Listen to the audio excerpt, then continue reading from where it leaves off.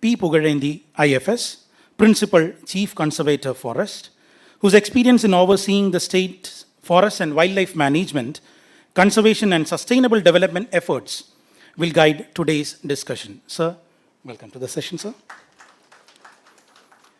We are privileged to have an eminent panel of speakers here. Professor T. Jayaraman, Senior Fellow at the M.S. Swaminathan Research Foundation, is a noted scholar on climate change, energy policy, and sustainable development. We warmly welcome you to this program, sir. Padma Bhushan Professor Kirit Parikh is here with us today. He is the chairperson of Integrated Research and Action for Development. He is a former member of Planning Commission of Government of India, former founding director and vice chancellor of Indira Gandhi Institute of Development Research. He is one of India's foremost experts on climate, energy, and long-term development planning. We warmly welcome you to this session, sir. Mr. Paul Van Meel. He is a senior strategic advisor on integrated water resource management from Netherlands. He brings with him extensive international experience in climate adaptation and water governance. We welcome you sincerely to this program, sir. Dr. Pramod G. Krishnan, IFS, Chief Wildlife Warden and Additional Principal Chief Conservator of Forest Administration of the department, contributes crucial insights on biodiversity conservation and human-wildlife conflict mitigation. We warmly welcome you to this conference, sir. Dr. Sudha Narayan, Senior Research Fellow at the International Food Policy Research Institute, works on agriculture, food systems, and climate vulnerability in developing economies. We warmly welcome you, madam, to this session. Dr. Murali Tummarakudi, Director of G20 Initiative on Land, United Nations Convention to Combat Desertification, brings global expertise on land restoration, climate resilience, and disaster risk reduction. We warmly welcome him to this session. He'll be joining online.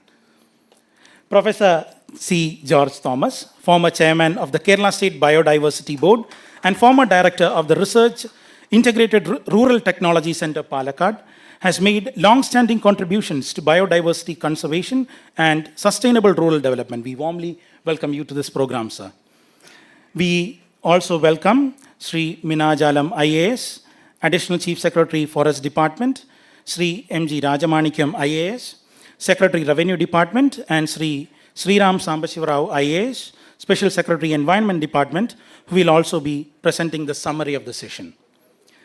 It's a privilege to welcome all the participants who are part of this discussion, because part of the deliberation is essentially a discussion with the audience as well. Feedback is crucial to this session, and we take this opportunity to welcome each and every one of you.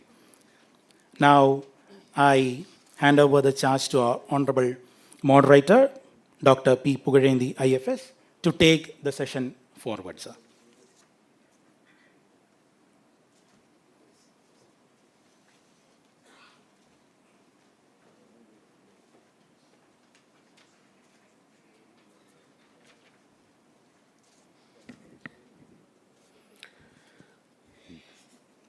Respected Minister for Forest and Wildlife, Sri A.K. Shashindran avargal, Manapata Revenue Minister, Sri K. Rajan avargal, eminent panelists, and all the participants, good morning once again.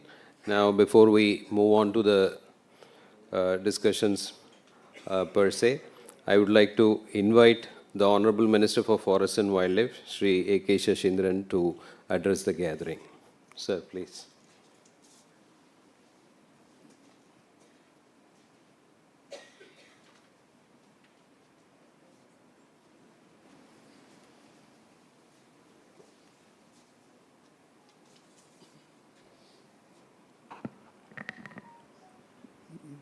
ബഹുമാന്യനായ Kerala revenue വകുപ്പ് മന്ത്രി പ്രിയപ്പെട്ട Shri K Rajan, ഈ വേദിയിലും സദസ്സിലുമായി സന്നിഹിതരായിട്ടുള്ള വിശിഷ്ട അതിഥികളെ, പ്രിയപ്പെട്ട സഹോദരി സഹോദരന്മാർ, സംസ്ഥാന പ്ലാനിംഗ് ബോർഡിൻ്റെ നേതൃത്വത്തിൽ വിഷൻ 2031 എന്ന പേരിൽ കേരളത്തിൻ്റെ വിവിധ മേഖലകളിലെ വികാസ പ്രക്രിയയുടെ വിവിധ ഘട്ടങ്ങൾ എന്തായിരിക്കണം, എങ്ങനെയായിരിക്കണം എന്നത് സംബന്ധിച്ച് സാധാരണക്കാർ തൊട്ട് വിദഗ്ധർ വരെയുള്ള വ്യത്യസ്ത മേഖലകളിൽ നിന്നുള്ള പരിചയസമ്പന്നരെ ചേർത്തുകൊണ്ട് ചർച്ചകളുടെ ഒരു പരമ്പര ഞങ്ങൾ നടത്തിക്കൊണ്ടിരിക്കുകയാണ്. ആ പരമ്പരയിൽ ഒന്നാണ് ഇന്നിവിടെ ഇപ്പോൾ നമ്മൾ നടത്തുന്നത്. കേരളം നടത്തുന്ന ഈ മുന്തിയ ശ്രമത്തിന് നിങ്ങളുടെ എല്ലാവരുടെയും അകമഴിഞ്ഞ പിന്തുണയും അർത്ഥവത്തായ നിർദ്ദേശങ്ങളും ഉണ്ടാകണം എന്ന വിനീതമായ അഭ്യർത്ഥനയാണ് നിങ്ങളുടെ എല്ലാവരുടെയും മുമ്പിൽ സവിനയം ഞാൻ സമർപ്പിക്കുന്നത്. നമ്മുടെ വികാസ പ്രക്രിയയുടെ പല വശങ്ങളിൽ ഒന്ന് പ്രകൃതിയും മനുഷ്യനുമായി ബന്ധപ്പെട്ട പ്രശ്നമാണ്. ആഗോളതലത്തിൽ തന്നെ പാരിസ്ഥിതിക പ്രശ്നങ്ങൾ ഉണ്ടാക്കുന്ന ഗുരുതരമായ ഭവിഷ്യത്തുകളെക്കുറിച്ച് സഗൗരവം ചർച്ചകൾ നടന്നുകൊണ്ടിരിക്കുന്നൊരു കാലത്താണ് നമ്മളും ആ ചർച്ചയുടെ ഭാഗമായി മാറുന്നത്. പരിസ്ഥിതി സംരക്ഷണത്തിൻ്റെ പ്രാധാന്യം മറന്നുകൊണ്ടുള്ള വികസനമല്ല, അതിൻ്റെ പ്രാധാന്യം അംഗീകരിച്ചുകൊണ്ടുള്ള ഒരു വികസന സമീപനമാണ് കേരള സർക്കാർ ലക്ഷ്യമിടുന്നത്. ഒന്നിനെ മറന്നും മറ്റൊന്നിനെ താലോലിച്ചുമല്ല, എല്ലാവർക്കും അർഹമായ പരിഗണന നൽകി പരസ്പര പൂരകമായ ഒരു വികാസ പ്രക്രിയ എന്ന ഒരു നയത്തിലേക്കാണ് ഞങ്ങൾ നീങ്ങിക്കൊണ്ടിരിക്കുന്നത്. പരിസ്ഥിതിയുമായി ബന്ധപ്പെട്ട് കേരളം ഗുരുതരമായ ചില പ്രശ്നങ്ങൾ നേരിടുന്നുണ്ട്. അതിലേറ്റവും പ്രധാനം വനമേഖലയിലെ ആവാസ വ്യവസ്ഥയുമായി ബന്ധപ്പെട്ട് നമ്മുടെ സംസ്ഥാനം നേരിട്ടുകൊണ്ടിരിക്കുന്ന മനുഷ്യ വന്യജീവി സംഘർഷങ്ങളിലൊന്നാണ്. മറ്റ് പ്രശ്നങ്ങൾ സ്വാഭാവികമായുമുണ്ട്, അതൊക്കെ പരിഹാരം കാണുന്നതിന് നമുക്ക് സാധിച്ചിട്ടുമുണ്ട്. പക്ഷേ ഈ പ്രശ്നത്തിന് ആവശ്യമായ പരിഹാരം കാണാൻ ഞങ്ങൾക്ക് കഴിഞ്ഞിട്ടില്ല. അതൊരു മുഖ്യ പ്രശ്നമായി ഈ സെമിനാർ ചർച്ച ചെയ്യുമെന്ന് ഞാൻ ആശയോടെ പ്രതീക്ഷിക്കുന്നുണ്ട്. കാരണം നമ്മുടെ നാടിൻ്റെ അല്ലെങ്കിൽ മാനവരാശിയുടെ നിലനിൽപ്പിന് ആധാരമാണ് നമ്മുടെ പരിസ്ഥിതി എന്ന് പറയുന്നത്. ആവാസ വ്യവസ്ഥ സ്വാഭാവികമായും അതിൻ്റെ അനിവാര്യമായ ഘടകങ്ങളിൽ ഒന്നാണ് താനും. ഇവ രണ്ടും നിലനിർത്തുന്നത് ഞാൻ സൂചിപ്പിച്ചതുപോലെ മാനവരാശിയുടെ നിലനിൽപ്പിന് ആവശ്യമാണ്. ആ പ്രാധാന്യം വിസ്മരിച്ചുകൊണ്ടാണ് വികസന പ്രവർത്തനങ്ങളെക്കുറിച്ച് നമ്മൾ സംസാരിക്കുന്നത്. അത്തരം വികസനങ്ങൾ ആത്യന്തികമായി നമുക്ക് ദോഷം ചെയ്യുമെന്ന ഒരു സ്ഥിതി കേരളത്തിൽ മാത്രമല്ല ലോകത്തെമ്പാടും ഉണ്ടായിക്കൊണ്ടിരിക്കുന്നു എന്നാണ് നമ്മുടെ നിരീക്ഷണത്തിൽ നിന്നും നമുക്ക് ബോധ്യമാകുന്നത്. ഇതിൻ്റെ ഫലമായാണ് കാലാവസ്ഥാ വ്യതിയാനം ഉണ്ടാകുന്നത്, വിവിധ തരം പ്രശ്നങ്ങൾ നമ്മളെ ഉണ്ടാക്കുന്നത്, കടൽക്ഷോഭമുണ്ടാക്കുന്നത്, താപനില ഉയരുന്നതിൻ്റെ ഫലമായി കടലിലെ ജലവിധാനത്തിൽ വ്യത്യാസങ്ങളുണ്ടാകുന്നു. ഈ വ്യത്യാസം ഭൂമിയെ സാരമായി ബാധിക്കുന്നു. കടൽ ജീവികളെയും മത്സ്യസമ്പത്തിനെയും അത് സാരമായി ബാധിക്കുന്നു. എല്ലാ തലത്തിൽ നോക്കിയാലും ജീവജാലങ്ങളുടെ നിലനിൽപ്പിനെ സാരമായി ബാധിക്കുന്ന വിധത്തിലുള്ള സംഭവവികാസങ്ങളാണ് ലോകത്ത് നടന്നുകൊണ്ടിരിക്കുന്നത്. അതവിടെ മാത്രമല്ല, മനുഷ്യൻ്റെ ജീവിത രീതിയിൽ വന്നിട്ടുള്ള മാറ്റത്തിൻ്റെ ഫലമായി നാം നാളിതുവരെ കേട്ടിട്ടില്ലാത്ത പുതിയ തരം രോഗങ്ങൾക്ക് അടിമപ്പെട്ടുകൊണ്ടിരിക്കുകയുമാണ്. ഇത്തരം സാഹചര്യങ്ങളെ വെല്ലുവിളിയായി കണ്ടുകൊണ്ട് തന്നെ അതിനെ നേരിടാനുള്ള ദീർഘവീക്ഷണത്തോടുകൂടിയ പരിപാടികൾ നമുക്ക് ആവിഷ്കരിക്കണം. ഇപ്പോൾ നമ്മൾ സാധാരണഗതിയിൽ ചെയ്യുന്ന കാര്യങ്ങളൊക്കെ ചെയ്യുന്നുണ്ടെങ്കിലും അത് പോരാ എന്നാണ് ഞങ്ങളുടെ ആഗ്രഹം. താൽക്കാലിക പരിപാടി എന്ന് പറയുന്നത് വന്യജീവി ശല്യം തടയാൻ പ്രതിരോധ പ്രവർത്തനങ്ങൾ ഏർപ്പെടുക, നാശനഷ്ടം സംഭവിക്കുന്നവർക്ക് ആശ്വാസ സഹായം നൽകുക, ഇതൊക്കെയാണ് സാധാരണ നടപടികൾ. അതിലൊരു വീഴ്ചയുമില്ലാതെ ഞങ്ങൾ ചെയ്യുന്നുണ്ട്. പക്ഷെ അതുകൊണ്ടൊന്നും പോരാ. ഈയിടെ കഴിഞ്ഞ ദിവസം ധനമന്ത്രി നിയമസഭയിൽ അവതരിപ്പിച്ച ബജറ്റിൽ പ്രത്യേകമായി ഈ വന്യജീവി അക്രമം മൂലം ഉണ്ടാകുന്ന വിളനാശം അത് സംരക്ഷിക്കുന്നതിന് വേണ്ടി വിള ഇൻഷുറൻസ് ഏർപ്പെടുത്തുന്ന കാര്യം വരെ പ്രഖ്യാപിച്ചിട്ടുണ്ട്. അതൊക്കെ ഞങ്ങൾക്ക് ചെയ്യാൻ കഴിയുന്ന പരിമിതമായ ചില കാര്യങ്ങളാണ്. ആ കാര്യത്തിലൊക്കെ ജാഗ്രത കുറവുണ്ട് എന്ന് ഞാൻ കരുതുന്നില്ല. ജാഗ്രതയോടുകൂടി തന്നെയാണ് നമ്മൾ പ്രവർത്തിച്ചുകൊണ്ടിരിക്കുന്നത്. പക്ഷെ അത് പോരാ, പുതിയ നിർദ്ദേശങ്ങൾ ഉയർന്നു വരണം. എങ്ങനെ പരിസ്ഥിതി സംരക്ഷിച്ചുകൊണ്ട് മനുഷ്യനെയും വന്യജീവികളെയും കാടുകളെയും പ്രകൃതിയെയും സംരക്ഷിക്കാൻ കഴിയും എന്ന ചോദ്യത്തിനാണ് നമ്മൾ ഫലപ്രദമായ ഉത്തരം കണ്ടെത്തേണ്ടത്. ഈ സെമിനാറിൽ അത്തരം വിലപ്പെട്ട ഉത്തരങ്ങൾ നമുക്ക് ലഭിക്കുമെന്ന പ്രതീക്ഷയോടുകൂടി നിങ്ങളെല്ലാം അഭിവാദ്യം ചെയ്തുകൊണ്ട് എൻ്റെ വാക്കുകൾ ഉപസംഹരിക്കുന്നു. നമസ്കാരം.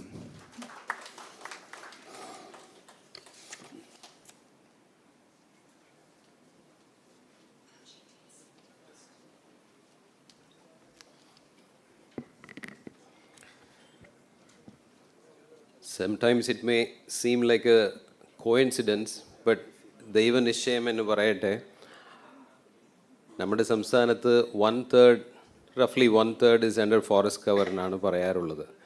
അപ്പോൾ the great land of Kerala, 1/3 of the land area is being looked after by Honorable Forest Minister A.K. Shashindran, and the remaining 2/3 is being looked after by the other minister, Revenue Minister Shri K. Rajan.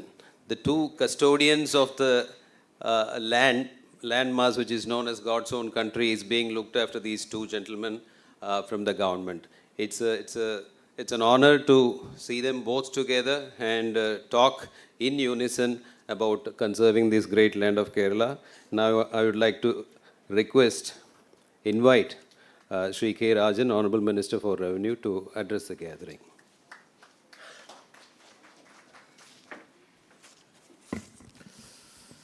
വേദിയിൽ സദസ്സിലുള്ള ഏറ്റവും പ്രിയപ്പെട്ടവരെ, ബഹുമാന്യരെ, ആമുഖ സംഭാഷണത്തിൻ്റെ ആവശ്യകത ഇനിയുണ്ട് എന്ന് ഞാൻ കരുതുന്നില്ല. Vision 2031 എന്ന ഒരു കേന്ദ്രത്തിൽ നിന്നുകൊണ്ട് സർവദേശീയമായിട്ടുള്ള കാഴ്ചപ്പാടുകളോടെ കേരളത്തിനകത്തും കേരളത്തിന് പുറത്തുമുള്ള മനുഷ്യരോട് കൃത്യമായ നിലപാടുകളെടുത്തും അത് സമൂഹത്തിൻ്റെ മുമ്പിൽ അവതരിപ്പിച്ചും നാടിനെ മുന്നോട്ട് കൊണ്ടുപോകാനുള്ള ശ്രമങ്ങളുടെ ഭാഗമായിട്ടാണ് ഇത്തരത്തിലുള്ളൊരു ചർച്ചയ്ക്ക് നമ്മുടെ നാട് വേദിയാക്കണം എന്ന് ഗവൺമെൻറ് ആലോചിച്ചത്. വികസനവും ജനാധിപത്യവും സംബന്ധിച്ച അന്താരാഷ്ട്ര സമ്മേളനം എന്ന ആശയത്തിലേക്ക് വരുമ്പോൾ അതിൽ ലോകം തന്നെ ചർച്ച ചെയ്യുന്ന ഏറ്റവും പ്രധാനപ്പെട്ട വിഷയങ്ങളിലൊന്നാണ് പരിസ്ഥിതി സുസ്ഥിരതയും കാലാവസ്ഥാ പ്രതിരോധ ശേഷിയും. നേരത്തെ ഇവിടെ മോഡറേറ്റർ സൂചിപ്പിച്ചതുപോലെ കോർത്തിണക്കേണ്ട ഏറ്റവും പ്രധാനപ്പെട്ട 2 വിഷയങ്ങളെയാണ് ഏറ്റവും ഫലപ്രദമായ വിധത്തിൽ ഇവിടെ കോർത്തിണക്കാനും വളരെ പ്രമുഖരായിട്ടുള്ള പാനലിസ്റ്റുകളുടെ അഭിപ്രായ പ്രകടനങ്ങൾ കേട്ടുകൊണ്ട് 2031 യാത്രയിൽ ഏതു വിധത്തിൽ കേരളം പെരുമാറണം എന്ന് ബോധ്യപ്പെടുത്താനും വേണ്ടിയിട്ടുള്ള ഈ പരിശ്രമം നടന്നുകൊണ്ടിരിക്കുന്നത്. നമുക്കെല്ലാവർക്കും അറിയാവുന്നത് പോലെ പ്രകൃതിയും മനുഷ്യനും കേന്ദ്രബിന്ദുവാകുന്ന സുസ്ഥിരമായ ഒരു വികസനത്തെക്കുറിച്ചാണ്, ഒരു സസ്റ്റൈനബിൾ ഡെവലപ്മെൻറ്റിനെ കുറിച്ചാണ് കേരളം ഏറ്റവും ആധികാരികമായി ചർച്ച ചെയ്യാനും നിലപാടെടുക്കാനും ഉദ്ദേശിക്കുന്ന ഒരു നിലപാട് തരാം.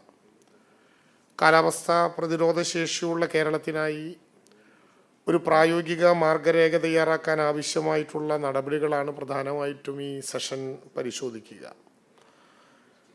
അതിനാവശ്യമായിട്ടുള്ള അടിസ്ഥാന തലത്തിലുള്ള തന്ത്രങ്ങൾ, കാലാവസ്ഥ അനുയോജ്യമായിട്ടുള്ള നിക്ഷേപങ്ങൾ, ശാസ്ത്രീയ വനനിർവഹണം, മനുഷ്യ വന്യജീവി സംഘർഷം കുറയ്ക്കുന്നതിനുള്ള ആവാസ വ്യവസ്ഥയുടെ പുനഃസ്ഥാപനം എന്നിവ വളരെ ഗൗരവമായി ഈ സെഷനുകളുടെ ചർച്ചയ്ക്ക് വിധേയമാക്കേണ്ട വിഷയങ്ങളിൽ പ്രധാനമാണ്.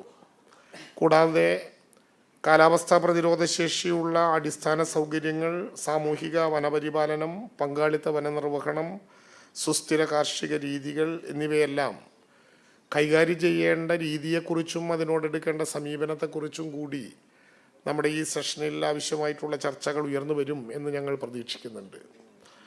കേരളത്തിലെ പരിസ്ഥിതിയെ സംരക്ഷിക്കുമ്പോഴും ജനങ്ങളുടെ സുരക്ഷയും ക്ഷേമവും ഉറപ്പാക്കുന്ന വിധത്തിൽ നയങ്ങളും സാങ്കേതിക വിദ്യയും സാമൂഹ്യ പ്രവർത്തനവും ഒരുമിച്ച് പ്രവർത്തിക്കുന്ന ഏകോപിതമായിട്ടുള്ളൊരു സംവിധാനം ആണ് കേരളത്തിലെ ഗവൺമെൻറ് ഉറപ്പുവരുത്തേണ്ടത് എന്ന് നേരത്തെ സസ്റ്റൈനബിൾ ഡെവലപ്മെൻറ്റ് എന്ന ആശയത്തിലൂടെ ഞാൻ നിങ്ങളുടെ മുമ്പിൽ പറഞ്ഞു വയ്ക്കുകയുണ്ടായി. മനുഷ്യൻ പുരോഗതിയുടെ പേരിൽ പ്രകൃതിയെ അമിതമായിട്ട് ഉപയോഗിച്ചതിൻ്റെ ദുരന്തങ്ങൾ അനുഭവിക്കേണ്ടി വന്നിട്ടുള്ള ഒരു നാടാണ് നമ്മുടേത് എന്നുള്ളത് പ്രത്യേകിച്ച് പറയേണ്ടതില്ല. ഓസോൺ പാളിക്ക് വിള്ളലേൽക്കുന്നതടക്കം നമ്മുടെ സമൂഹത്തെ നാളെ ദോഷകരമായി ബാധിക്കുന്ന നിരവധികളായിട്ടുള്ള സൂചനകൾ അതിൻ്റെ ഭാഗമായി നാം കണ്ടു തുടങ്ങിയിട്ടുണ്ട്. കാലാവസ്ഥാ മാറ്റം, കടുത്ത ചൂട്, അനിയന്ത്രിതമായിട്ടുള്ള മഴ, വെള്ളപ്പൊക്കം, വരൾച്ച, മാറിക്കൊണ്ടിരിക്കുന്ന ഇത്തരത്തിലുള്ള മാറ്റങ്ങളെല്ലാം കേരളം കാണുകയാണ്. 2021 തുടക്കത്തിൽ ഞാൻ എൻ്റെ മനസ്സിൽ തോന്നിയൊരു അനുഭവം നിങ്ങളുടെ മുമ്പിലൊന്ന് സൂചിപ്പിച്ച് അവസാനിപ്പിക്കുകയാണ്. കൊക്കയാറും കൂട്ടിക്കലും മീനച്ചിലാറിൻ്റെ തീരത്ത് അതിഭീകരമായിട്ടുള്ള ദുരന്തങ്ങളിൽ 24 മനുഷ്യർ മരണപ്പെടുകയും ഓഗസ്റ്റ് മുതൽ ആരംഭിച്ച അതിതീവ്രമായിട്ടുള്ള മഴ കേരളത്തിൻ്റെ വിവിധ മേഖലകളിൽ, പ്രത്യേകിച്ച് പത്തനംതിട്ട, ആലപ്പുഴ, കോട്ടയം, ഇടുക്കി ഉൾപ്പെടെയുള്ള ജില്ലകളിൽ നിറഞ്ഞു പെയ്യുകയും ചെയ്ത ഒരു അന്തരീക്ഷം, ഒരു ഘട്ടം. നവംബർ മാസം അവസാനം പത്തനംതിട്ടയിൽ അവിടുത്തെ ദുരന്ത നിവാരണ പ്രവർത്തനങ്ങളുമായി ബന്ധപ്പെട്ട യോഗങ്ങൾ ചേരുമ്പോൾ സാധാരണ പെയ്യുന്നതിനേക്കാൾ 180% അധിക മഴ പെയ്തൊരു ജില്ലയായി പത്തനംതിട്ട ജില്ലയെ ഞങ്ങൾ വിലയിരുത്തുകയുണ്ടായി. സാധാരണ പെയ്യുന്നതിനേക്കാൾ 180% അധിക മഴ പെയ്ത പത്തനംതിട്ട ജില്ല അധികമായി മഴ പെയ്തതിൻ്റെ ദുരന്ത ഫലങ്ങൾ അനുഭവിച്ചു തുടങ്ങിയൊരു ഘട്ടത്തിൽ അതിനെ എങ്ങനെ തരണം ചെയ്യണം എന്നാണ് ഞങ്ങൾ ആലോചിച്ചത്. എന്നാൽ അതേ പത്തനംതിട്ടയിൽ തന്നെ 1.5 മാസം കഴിഞ്ഞ് 2 മാസം കഴിഞ്ഞ് ജനുവരി അവസാനം അവിടുത്തെ പട്ടയ വിതരണവുമായി ബന്ധപ്പെട്ട ഒരു യോഗത്തിന് ചെന്നിരിക്കെ പഞ്ചായത്ത് പ്രസിഡന്റുമാരുടെ ധാരാളമായിട്ടുള്ള വാഹനങ്ങൾ കാണാൻ ഇടയായപ്പോൾ ഞാൻ കളക്ടറോട് അന്വേഷിച്ചു, പഞ്ചായത്ത് പ്രസിഡന്റുമാർ ഇങ്ങനെ കൂട്ടമായി ഈ യോഗത്തിലേക്ക് വരാനുള്ള കാരണം എന്താണ്? അവർ പറഞ്ഞത് 3 മാസക്കാലം മുമ്പ് അഥവാ 2 മാസക്കാലം മുമ്പ് 180% അധിക മഴ പെയ്ത പത്തനംതിട്ട ജില്ലയിൽ പഞ്ചായത്ത് പ്രസിഡന്റുമാരുടെ കൂട്ടത്തോടെയുള്ള ഈ ഒഴുക്ക് ഇപ്പോൾ ഈ ജില്ലയെ ഡ്രോട്ട് ഡിസ്ട്രിക്റ്റായി, വരൾച്ച ബാധിത പ്രദേശമായി പ്രഖ്യാപിച്ചില്ലെങ്കിൽ STRF നിന്ന് പണമെടുത്ത് കുടിവെള്ളം ടാങ്കറുകളിൽ വീട്ടിലെത്തിക്കാൻ പറ്റില്ല എന്ന പരാതി പറയാൻ വേണ്ടിയാണ്. നോക്കൂ, 3 മാസക്കാലത്തിനകത്ത് അധിക മഴ പെയ്ത ഒരു ജില്ലയ്ക്കകത്ത് വരൾച്ചാബാധിതമായി പ്രഖ്യാപിക്കേണ്ടി വരുന്ന ഗതികേടിലേക്ക് മാറി വരുന്ന കാലാവസ്ഥാ വ്യതിയാനം വല്ലാതെ ബാധിക്കുന്ന ഒരു പ്രദേശമായി നമ്മൾ മാറുകയാണ്. പരിസ്ഥിതി സുസ്ഥിരത എന്നുള്ളത് പ്രകൃതിയുടെ വിഭവങ്ങൾ ഉപയോഗിക്കുമ്പോൾ അതിൻ്റെ ഭാവി തലമുറകളുടെ അവകാശം കൂടിയാണ് എന്ന് മാനിച്ചുകൊണ്ട് ഒരു സമീപനം നാം എടുക്കണം എന്നുള്ളതിനെ കുറിച്ചിട്ടുള്ള സൂചനയാണ്.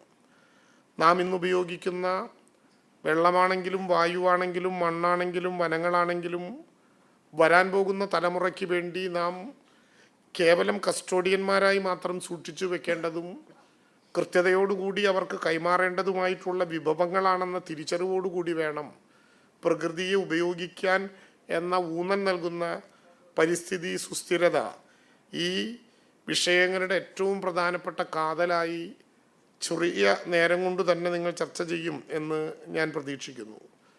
കാലാവസ്ഥാ പ്രതിരോധമെന്നാൽ കാലാവസ്ഥാ മാറ്റത്തിൻ്റെ ആഘാതങ്ങളെ ചെറുക്കാനും അതിനോട് ഇണങ്ങിക്കൊണ്ട് എങ്ങനെയുള്ള ശേഷിയാണ് നാം ഉപയോഗിക്കേണ്ടത് എന്ന് സൂചിപ്പിക്കുകയും ചെയ്യുന്ന ഒരു പദം തന്നെയാണ്.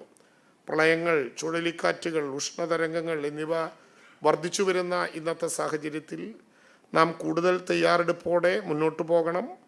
മഴവെള്ള സംഭരണവും വൃക്ഷത്തൈ നട്ടുപിടിപ്പിക്കലും പ്ലാസ്റ്റിക്കിൻ്റെ ഉപയോഗം പൂർണ്ണമായി ഉപേക്ഷിക്കാൻ കഴിയുന്ന വിധത്തിൽ കൊണ്ടുപോകലും പുനരുപയോഗപ്രദമായിട്ടുള്ള ഊർജ സംവിധാനങ്ങളെ പ്രോത്സാഹിപ്പിക്കുകയും അടക്കമുള്ള നടപടിക്രമങ്ങളിലൂടെ കാലാവസ്ഥാ പ്രതിരോധത്തെ ഏറ്റവും ശരിയായ വിധത്തിൽ കൊണ്ടുവരികയും ചെയ്യുന്നതിന് വേണ്ടിയിട്ടുള്ള ഒരു സമീപനം തന്നെയാണ് നമ്മൾ എടുക്കേണ്ടത്. സംസ്ഥാനത്ത് കാലാവസ്ഥാ വ്യതിയാന പ്രതിരോധ പദ്ധതി തയ്യാറാക്കി മുന്നോട്ട് പോവുകയാണ്. ആ പദ്ധതി എല്ലാ അർത്ഥത്തിലും കൃത്യതയോടുകൂടി കൊണ്ടുവന്നാൽ മാത്രമേ നമുക്ക് ഈ ഉയർത്തിപ്പിടിക്കുന്ന ആശയങ്ങളിൽ ഏറ്റവും ശരിയായ പക്ഷത്തു നിൽക്കാനാകൂ. സർക്കാരിന് വേണ്ടി ദീർഘമായിട്ടുള്ളൊരു വർത്തമാനം ആദ്യം പറയാൻ ഞാൻ ആഗ്രഹിക്കുന്നില്ല. തീർച്ചയായും ഇന്നത്തെ സാഹചര്യത്തിൻ്റെ കൂടി പ്രാധാന്യം കണക്കിലെടുത്തുകൊണ്ട് നിങ്ങളുടെ അഭിപ്രായ പ്രകടനങ്ങളും നിങ്ങളുടെ വിലയേറിയ ചർച്ചകളുമാണ് ഈ സെഷനെ സമ്പന്നമാക്കേണ്ടത്. നമുക്കെങ്ങനെ മുന്നോട്ട് പോയാലും ഒരു നാടിൻ്റെ ശ്രദ്ധേയമായിട്ടുള്ള മാറ്റങ്ങൾക്ക് ചാലകശക്തിയായി പ്രവർത്തിക്കുമ്പോഴും അടിസ്ഥാനപരമായി നാം കാണേണ്ടത് നമ്മുടെ പ്രകൃതിയുടെ സുസ്ഥിരതയാണ് എന്ന് മനസ്സിലാക്കുകയും കാലാവസ്ഥ നേരിടുന്ന പ്രശ്നങ്ങളെ പ്രതിരോധിക്കാൻ ആ പ്രകൃതിയെ ഉപയോഗപ്പെടുത്തിക്കൊണ്ട് തന്നെ ശരിയാം വിധത്തിൽ കഴിയുകയും ചെയ്യുക എന്നുള്ള വലിയ കടമയിലേക്ക് പോകണം എന്ന ആശയം തന്നെയാണ് കേരളത്തിനുള്ളത് എന്ന് നിങ്ങളോട് സൂചിപ്പിച്ചുകൊണ്ട് നിങ്ങളുടെ വിലയേറിയ അഭിപ്രായ പ്രകടനങ്ങൾക്ക് വേണ്ടി വേദി ഒഴിഞ്ഞുകൊണ്ട് ഞാൻ എൻ്റെ വാക്കുകൾ അവസാനിപ്പിക്കുന്നു. നമസ്കാരം.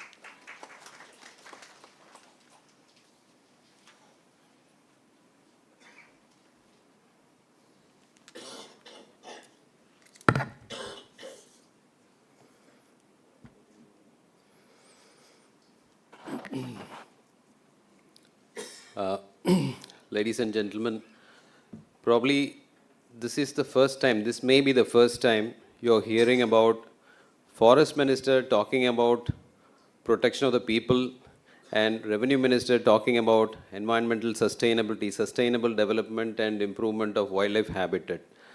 So this sets the perfect tone for today's seminar, and I thank both of them for this unified concern for protecting this great land of Kerala. Let's give them a big round of applause before we proceed further.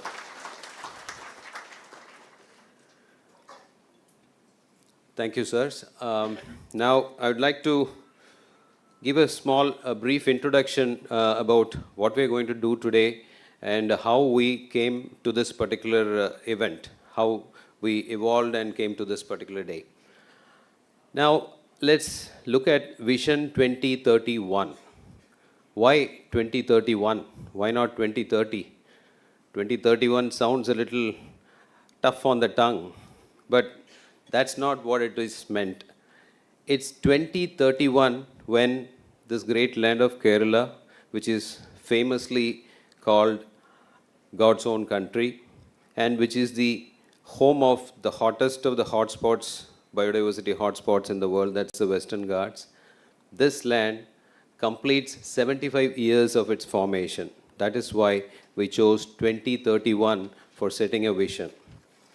And the strenuous and arduous task that Kerala decided to take, the journey that Kerala decided to take in the previous year, 2025, was to look back in order to look forward. Look back at the significant strides of development, socio-economic development attained by the state of Kerala in various domains, various facets of the society, and learn from that. Excuse me.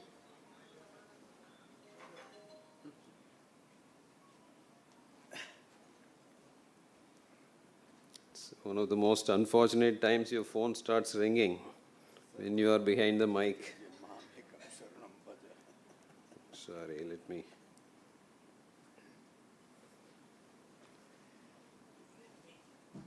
let me throw it. Yeah. So we decided to look back on the achievements, try to analyze them, learn from the mistakes, and then look forward to create a public policy through consultation.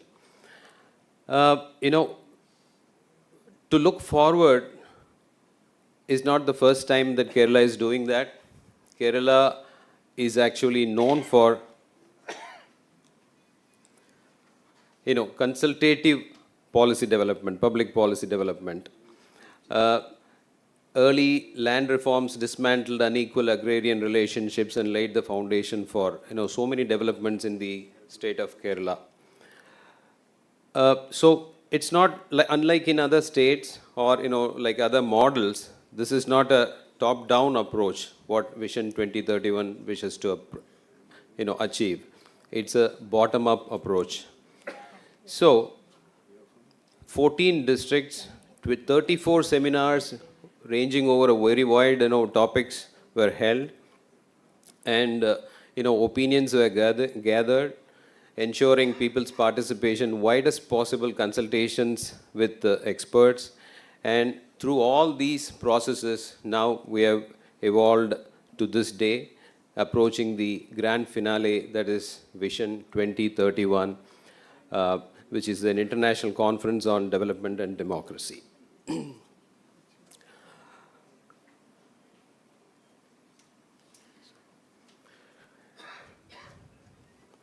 So over the decades, the synergy of mass movements and progressive public policy has produced globally recognized human development outcomes in the state of Kerala. Kerala leads the country in terms of literacy, life expectancy, maternal and child health, school enrollment, etc., etc.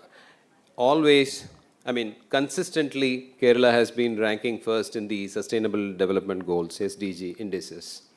So it has the lowest multidimensional poverty rate in India. So likewise, we can keep adding to this, proud list of achievements, achieved by the state of Kerala. There was a defining moment in the history that was reached on November 1st, 2025, when Kerala announced the eradication of extreme poverty. Probably this is the first time or first state in the country to achieve this milestone, placing us alongside with China, the only other major region to have declared this kind of a eradication of extreme poverty. So in the recent years also, the human development achievements are worth mentioning. Now, with all this in the background, today we want to focus on one particular topic for, for today's seminar, that is environmental sustainability and climate resilience, which is the topic of the hour. We have heard the Honorable Revenue Minister speak elaborately about this sustainability of our environmental management. Literature says, what is environmental sustainability? Responsible management of natural resources to meet the present needs without compromising the ability of future generations to meet their own. Easier said than done. There is another part to it, which is the climate resilience. What does it mean? It's the capacity of the communities, ecosystems, and infrastructure to anticipate, absorb, accommodate, or recover from climate-related shocks and stresses, like floods, droughts, extreme heat. We can add human-wildlife conflict also, since Kerala added that to the list of state-specific disasters, etc. So what do we propose to do? Adaptation to the unavoidable. This is what we need to develop our capacity on. Mitigation of the ill effects of the present practices. In short, being prepared. In short, infusing development with sustainability. This is what we aim to achieve through this international conference. It's not without a wake-up call that we arrived at this particular point. we all human beings set a wake-up alarm in the morning, isn't it? And that's the one thing we all hate to hear also. So morning 5 a.m., 6 a.m., whatever, the alarm rings. We only set it, mind it. We only set the alarm, it rings, we hate it immediately, we snooze it. Then after some time dutifully, because it's a digital being, not a human being, so it rings again. Then again we snooze it. Unless it becomes very jarring, we will not open our eyes. We had a couple of wake-up calls from nature. In 2018, one of the worst floods and landslides hit the land of Kerala. And, I don't have to go into that. It was such a bitter experience, such a jarring wake-up call that we got. We hit a kind of a snooze. Then in 2019, again, the snoozed wake-up call, the alarm rang again. But still, we didn't sleep after 2018. It was after 2018, we did a very elaborate post-disaster need analysis and came up with a remarkable document, a remarkable action plan called Rebuild Kerala Initiative, RKI, which gave rise to RKDP, Rebuild Kerala Development Program. So it was a comprehensive state-level initiative intended to rebuild infrastructure, strengthen the disaster resilience, and promote sustainable development. And I tell you, ladies and gentlemen, this was not the first time. Even before that, in 2016 itself, state of Kerala came up with what is called Nava Kerala Mission, depending on four pillars actually. One was transforming public health, we called it Ardram Mission. Number two was housing and livelihood for all, we called it Life Mission. We wanted to promote environmental sustainability and develop a green Kerala, we called it Harita Kerala Mission. And we wanted to reform and modernize our education system, taking education to all. We called it Vidya Kiranam Mission. So like that, in 2016 itself, we started thinking forward. And in 2018 and 19, when we got the wake-up calls, we combined that with the RK and RKDP, and we were proceeding forward. Now, taking this clue forward, we wanted to develop inclusive or a consultative public policy formulation for the year 2031 and beyond. This is what we decided to set out, and this is what we are trying to do now. As far as, Forest and Wildlife Department and the Environment Department, we had our own, share of public discussions, and we set ourselves a vision. You need to hear this, especially the eminent speakers need to hear this, because this is what our entire dream for 2031 and beyond hinges on. We created a vision for ourselves. Let me read it for you. To create a vibrant, biodiverse environment where nature and human society thrive in harmonious coexistence, ensuring the security of ecosystem services for generations to come. It's a tall order when you go through those words independently, but then when we stitch all that together and proceed in the way that we are going, and after hearing from you, all the eminent speakers today, we will definitely be able to achieve this goal. That's what I firmly believe in. Ultimate goals of this vision is to realize a carbon neutral Kerala, to ensure safety and empowerment of forest fringe communities. This is what we aim to achieve. How do we achieve these will be the topic of discussion for today. And we have taken several steps in the right direction also. We have taken all-out efforts to restore, the degraded forests and the industrial monocultures into native forests, natural forests, so that, ecosystem services are, restored. We have taken all-out efforts to tackle human-wildlife conflict mitigation and coexistence. Forest conservation has been strengthened by leveraging technology, digital surveys, AI-driven real-time alerts, and things like that. more than 25 years, we have been adopting participatory forest management. And since forests are the primary engines of the green economy, we have tried to expand forest cover or the tree cover outside traditional forest areas also. So this is how we have been proceeding. Now let us sit back, take a look at what has been happening and what we would like to do in the future. Now the Kerala's commitment to the future generations is also a tall order if you look at it. Green canopy of Kerala continues to protect and nourish the dreams of its people.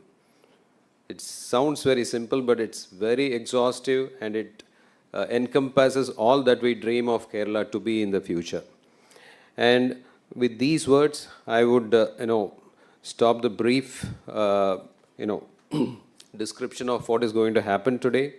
And to discuss this, we have a very eminent panel of speakers here. Now look at them, quite diverse and enormously eminent.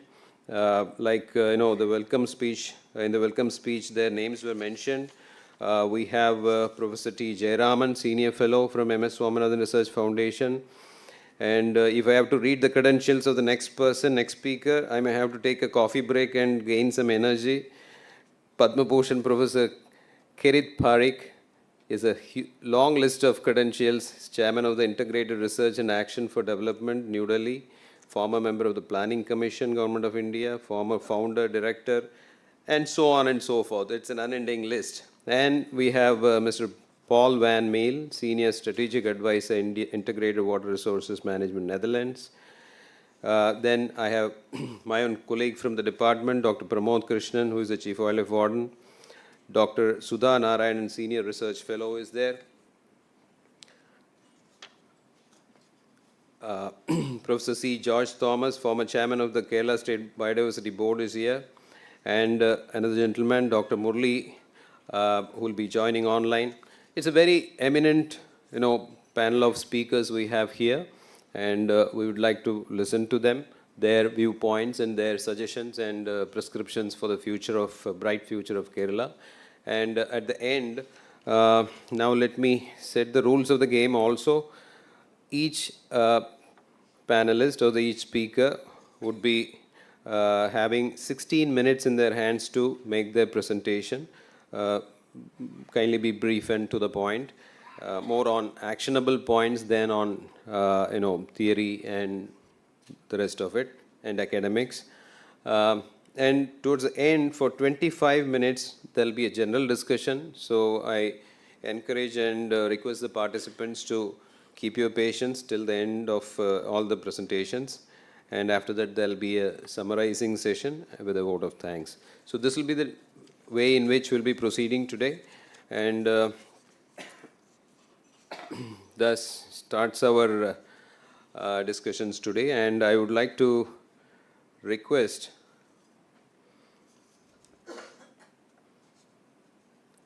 Padma Bhushan Professor Kirit Parikh to be the first speaker of the session. I request him to kindly take the mic and speak to us, please.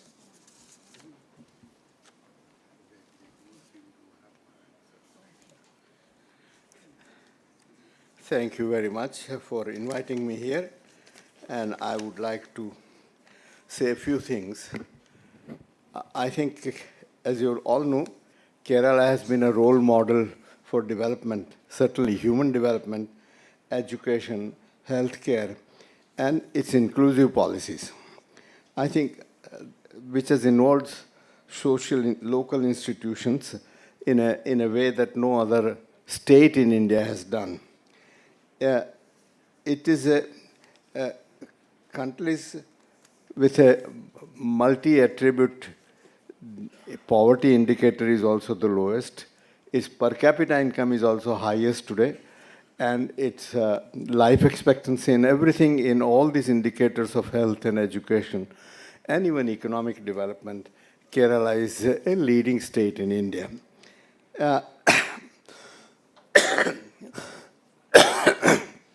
It is completely electrified. People get 24/7, 365 days electricity without any interruptions. and any fluctuations of voltages. And it has a determination to provide everyone internet access, and this is really, all the foundations are being laid for a new modern AI-dominated world that we are all facing. I think what lessons can we draw from India's development experience and experience in planning? You know, today it is very easy and people criticize Nehru without understanding the context in which he set India's policies. In 1947, you were to look 30 years back, you would have noticed that world trade has not grown at all. So therefore, for a large country like India to have export-oriented development didn't seem to be a feasible strategy at that stage. And so import substitution was the theme. And of course, there were not entrepreneurs who would invest in large projects like steel mills and other things. And therefore, public sector domination was also considered an important attribute of Nehru's strategy. I think all that says is that while that was good, we stuck to that permit quota Raj that it led to for many, many years. And I think one of the first lessons we can draw is one is to be flexible, one is to see what the evidence is, and one is to see how things develop. For example, by mid-1960s, Korea, with a population of 1/10 of India's, was exporting more goods than India was doing. So that while the world trade had remained stagnant the previous 30 years, it had in the last 15 years grown dramatically. And so India should have really changed the strategy. Actually, Mrs. Indira Gandhi tried to do that, but she was backstabbed in a sense. You know, in the 60s, she devalued the Indian currency, liberalized things, but the Americans who had promised the World Bank and others to support India with foreign exchange to tide over the upheaval in foreign exchange for imports and so on that it led to, because Lyndon Johnson didn't like her face or whatever it is, that so he put pressure on these international organizations, and they did not stand up to their commitment to India to bail India out. I think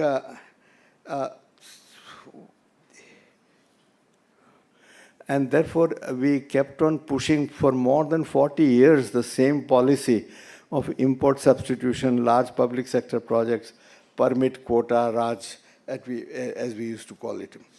I think this has hindered India's growth rate. And we had a growth rate of about 3.5%. Now, in some sense, that was not a poor growth rate. At the end of the Second World War, the United Nations had set up a committee of wise men to suggest what is the kind of target you should have for the growth of developing countries by year 2000. And they said if they get 3% growth rate, that would be good. We got 3.5% growth rate. So I think it is not really, one should see the context in which policies were taken and so on. But I think only after India's reforms in 91, 92, that Narsingh Rao and Manmohan Singh led, that we found that we are growing, our growth rate picked up. But what has happened is that Indian economy spurted, but China's has been growing even faster and way ahead of India. While we were in 1950, you could say, had the same per capita income, today China's per capita income is many times that of India's. And I think it is also to remain open and listen to others and criticism for promoting certain policy objectives. One has to really be important to see what the evidence is and see how that challenges our past policies or how does it suggest new policies.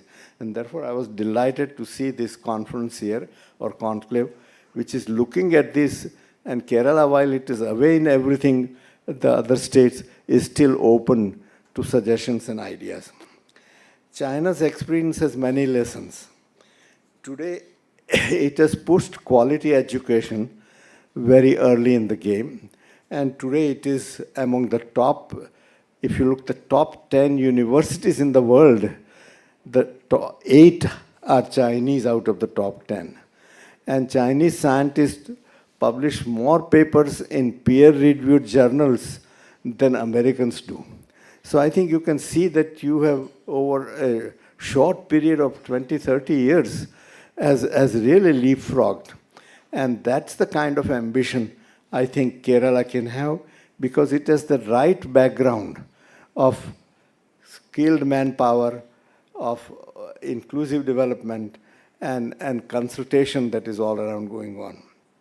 So I think what China has done also to bring many global firms has been open to learn from them and also copy and even improve and things. So I think Kerala has resources to achieve similar results. One would say, but what has that to do with environment, sustainability, and so on? So I think, let me say that the first time I came to Kerala was in 1970, I think it was 1 or 2, I forget. And I was really so impressed by the greenness of it. At this time, I don't see the same amount of greenness, but I've been assured that a lot of redevelopment of the forest, degraded land has been taking place, and the old original ecosystem is being restored. So I think that's certainly good. I have came here, Excel, so certainly to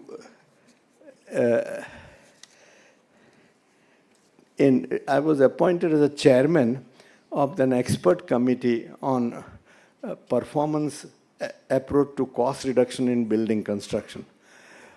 A famous architect, I don't know, many of you might not remember the name of it, Laurie Baker, was working in Kerala, and he was promoting a different kind of architecture. Architecture which, in a sense, you can say sustainable, because it used less material than normal. He said in Kerala's thing, you don't need thick walls, thin walls will do as comfortable as a thick wall, or even better, because it will cool off faster in the evening, and you'll have nights would be much more comfortable. And that maximum temperature is no higher than with standard construction. So all this was done.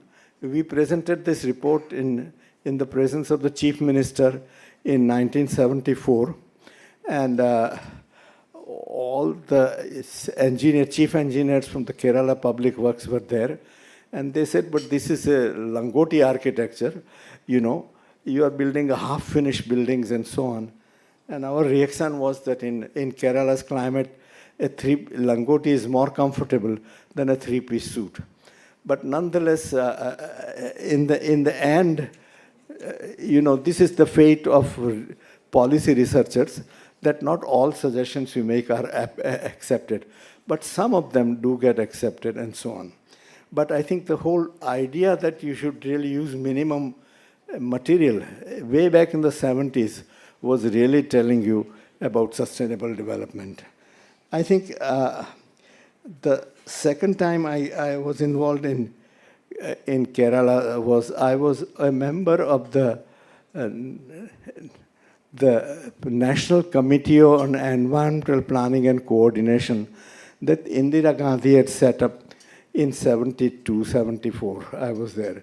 And one of the problems that we dealt with was there was a proposal to divert water from a Kerala river through the Murdimurai sanctuary to Tamil Nadu. And as an environmental committee, we were being asked to say what is our opinion on that. So we came here, looked at it, and so on. And I think we tried to persuade Tamil Nadu that the amount of water you are getting and power you are getting is not very large, and it will just cut through the migration route of elephants, and the wildlife treasure of Kerala would be affected. so that to preserve that wildlife, etc., it is not in the desirable, it is not desirable from a national interest to have this project. And we were able to persuade Tamil Nadu to give up this demand and so on. So I think, and at IGIDR, Indira Gandhi Institute of Development in Mumbai, we did a lot of work in climate change and environmental. My wife, Dr. Jyoti Parikh, and I were both members of IPCC and worked on it for many years. And I think, in a sense, we shared the Nobel Prize that was given to, Peace Prize given in 2007 to the authors of the IPCC. I would also argue that one of the things we did during that years is develop the framework for natural resource accounting. And that, I think, is very critical, that how do you economically value environmental resources? Because anytime you have a project, the project proposal says that the economic benefits are much higher than the damage to environment. And you have that time to persuade the project developer and the people about saying that no, the value of the environment that you lose are much higher than the gains you will get from this project. So, and often it's a small redevelopment of the project that will be able to preserve both have environment, sustainability, and development together. So just to summarize, I would say, don't undervalue environment. Always get the economic values of that is also very to be compared with what you're getting with other projects. Keep your eyes open to change in environment and in evidence, and adjust your policies to what has happened. And I think Kerala, with its strategy of listening to people and emphasis on Panchayat institutions and Raj, I think is quite geared to doing all these things rightly. So I wish Kerala all the best in the world. Thank you.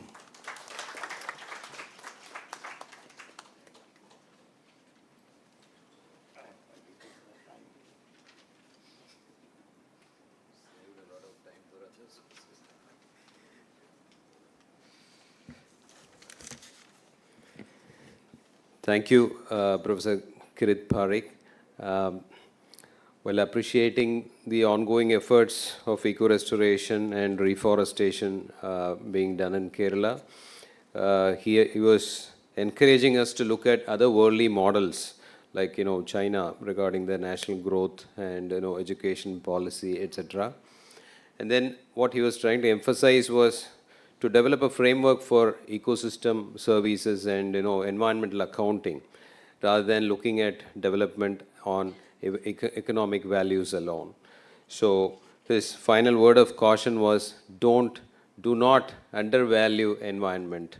I think we should take it very deep inside our hearts whenever we are planning our economic development. Thank you very much for all your valuable words. And it's in no particular order, so I would like to invite Professor T. Jayaraman, Senior Fellow, MS Swaminathan Research Foundation, to be the next speaker. And in the meanwhile, you must be looking at coffee, tea being served for the people sitting on stage. So we are not that divisive of a community here. So I would like to, tell you, so if there is some lowering of energy that you are experiencing, so kindly, tea and snacks is arranged outside, so kindly move, go in small groups and then kindly refill the auditorium. So kindly plan it like that. Let there not be an exodus so that, we are left with only ourselves here. So now I would like to invite Professor T. Jayaraman, please.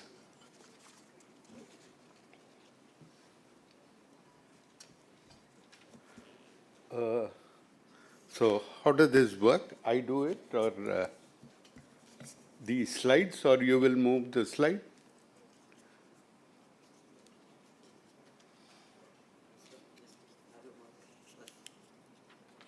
Oh, this one forward.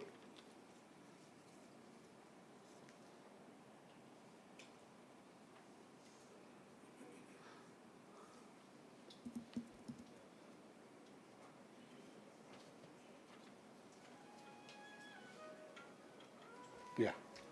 Let it be here, just for your reference. So you'll be able to operate from here? Yeah, I think so. I think they got it. Okay.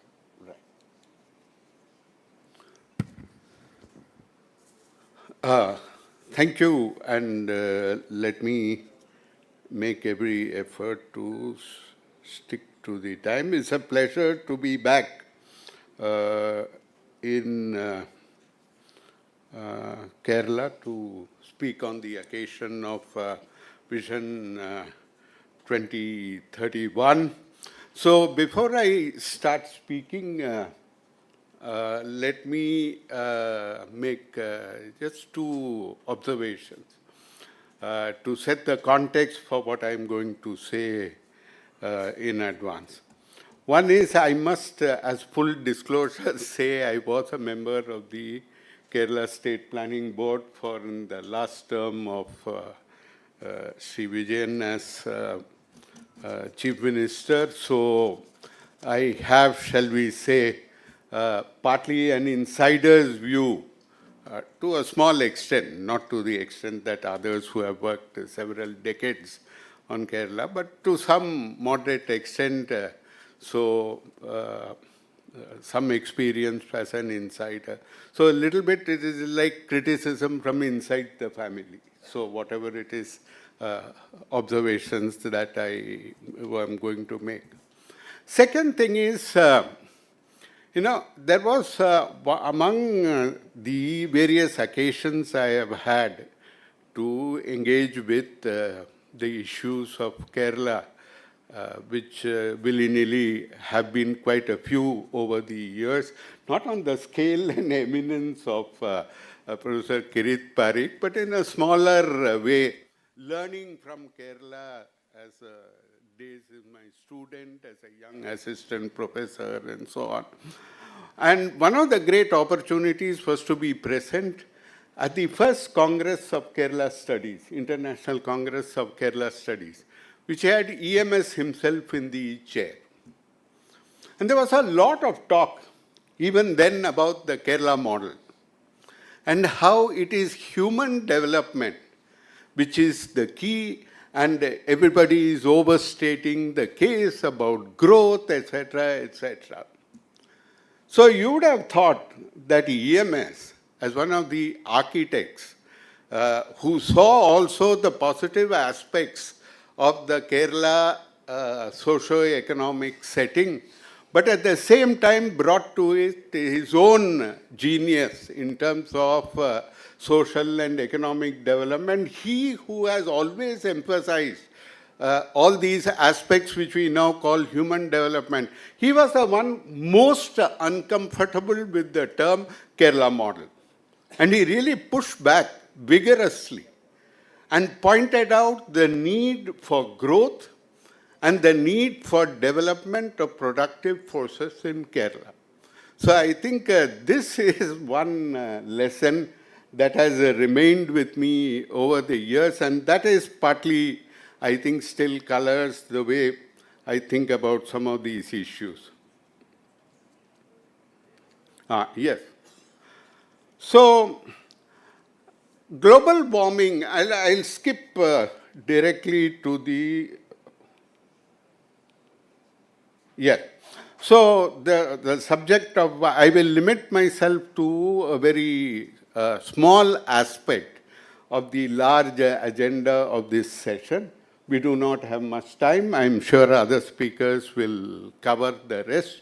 So I just want to focus on what is understood by the term resilience. And actually underlying it is some significant issues that need to be understood rather carefully if we have to make sense of what climate resilient development, a term which is commonly used, or working for a resilient Kerala, which is another term commonly used, to understand what that means.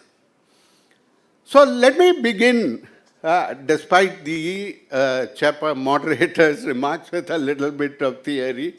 As Socrates said, an unexamined life is not worth living. So, we always ought to little bit reflect on why we do what we do, and not simply do, some is problematic that. So global warming is a global collective action problem, and this is absolutely important. It is not something that by your sacrifice you can assist the world. Because if you sacrifice and the others don't, then your sacrifice is wasted, even though it represents considerable social, economic, and financial effort by you, and not only you, by your people, by your society, by your economy. So this is absolutely important. The second thing is, and this is even more important perhaps, this is global warming in an unequal world. It is not a world where things are equal. There are huge divides. The divides created by 250, 300, 400 years of colonial rule, then the lost years of development by wrong policies, thrust on one part of the world by another part of the world, and so on and so forth.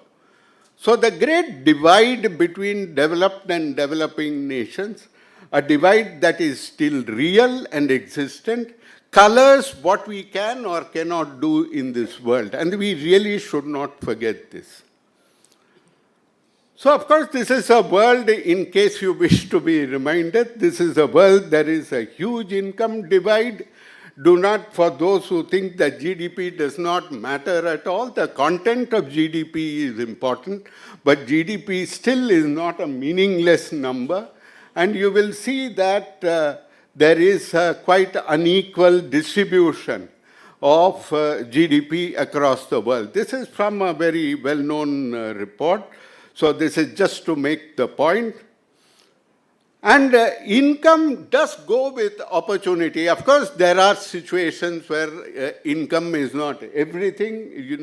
People may have opportunities that are ahead of the incomes that they have. But broadly speaking, if you look across the world, lack of income is also lack of opportunity. So this is just one variable to illustrate the point. Along with this is also the emissions divide. And this is the historical cumulative emissions, those who you have seen ahead in terms of income, those who you have seen who are ahead in terms of opportunity across the world, continue also to be those who have emitted the most. So this is something you should not forget. And this is, it is not simply a fact, development is a problem of capitalism, emissions is a problem of capitalism, so we don't need emissions. It doesn't work like that, unfortunately. The foundation of what we call well-being, material well-being in the modern world, in any sense what we call by modern way of life, has been built on the foundation of fossil fuels. There is no way to avoid this. Of course, now, because of global warming, we need to get off this. But this is not something like you wave your hands or you wish otherwise and it will happen. It requires much more in terms of effort. It requires much more in terms of technology than perhaps we completely possess at this time. This is very important. So this emissions divide is very important, and this emissions divide tells us what? And this tells us that there is something called, what it points to is the fact that there is something called a global carbon budget, the maximum amount of fossil fuels that the world can emit to keep warming to a certain limit. And this carbon budget is a global commons that should be equitably and fairly shared. So people are very fond of saying that, India is not part of the problem, India is part of the solution, or saying Kerala is not of the part of the problem, Kerala is part of the solution. But you cannot be this, being part of the solution cannot be indefinite. Kerala can be a part of, play its fair share as part of the solution. India can do its fair share as part of the solution, but it cannot substitute, for instance, if the United States decides to keep emitting. So this is something we need to be careful about. In terms of the national context, India's position has been that of a major contributor to the world's burden of poverty and development deficits. This has kept our emissions low, which many people think is a positive thing, unfortunately not. At the same time, I think our inter-regional differences do not mean that any part of our country has a greater sort of contribution or have made a greater contribution to sustainability and resilience than any other, because we are a very interdependent country in terms of natural resources. A lot of the electrification that you in Kerala, you see the availability of electricity is not only hydropower from Kerala, but it is also coal thermal power from other parts of India. So if you pat ourselves on the back in Kerala that we are more sustainable than Jharkhand, then that is not quite the story you should be saying, because that's not really a fact.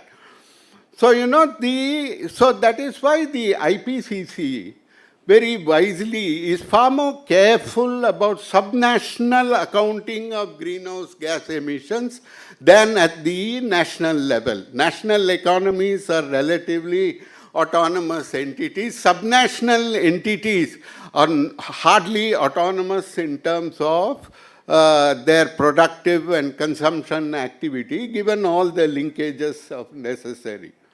So India's focus on equity and common but differentiated responsibilities and respective capabilities, the foundational principle of global climate action, is a necessity for us, and this has been the fact.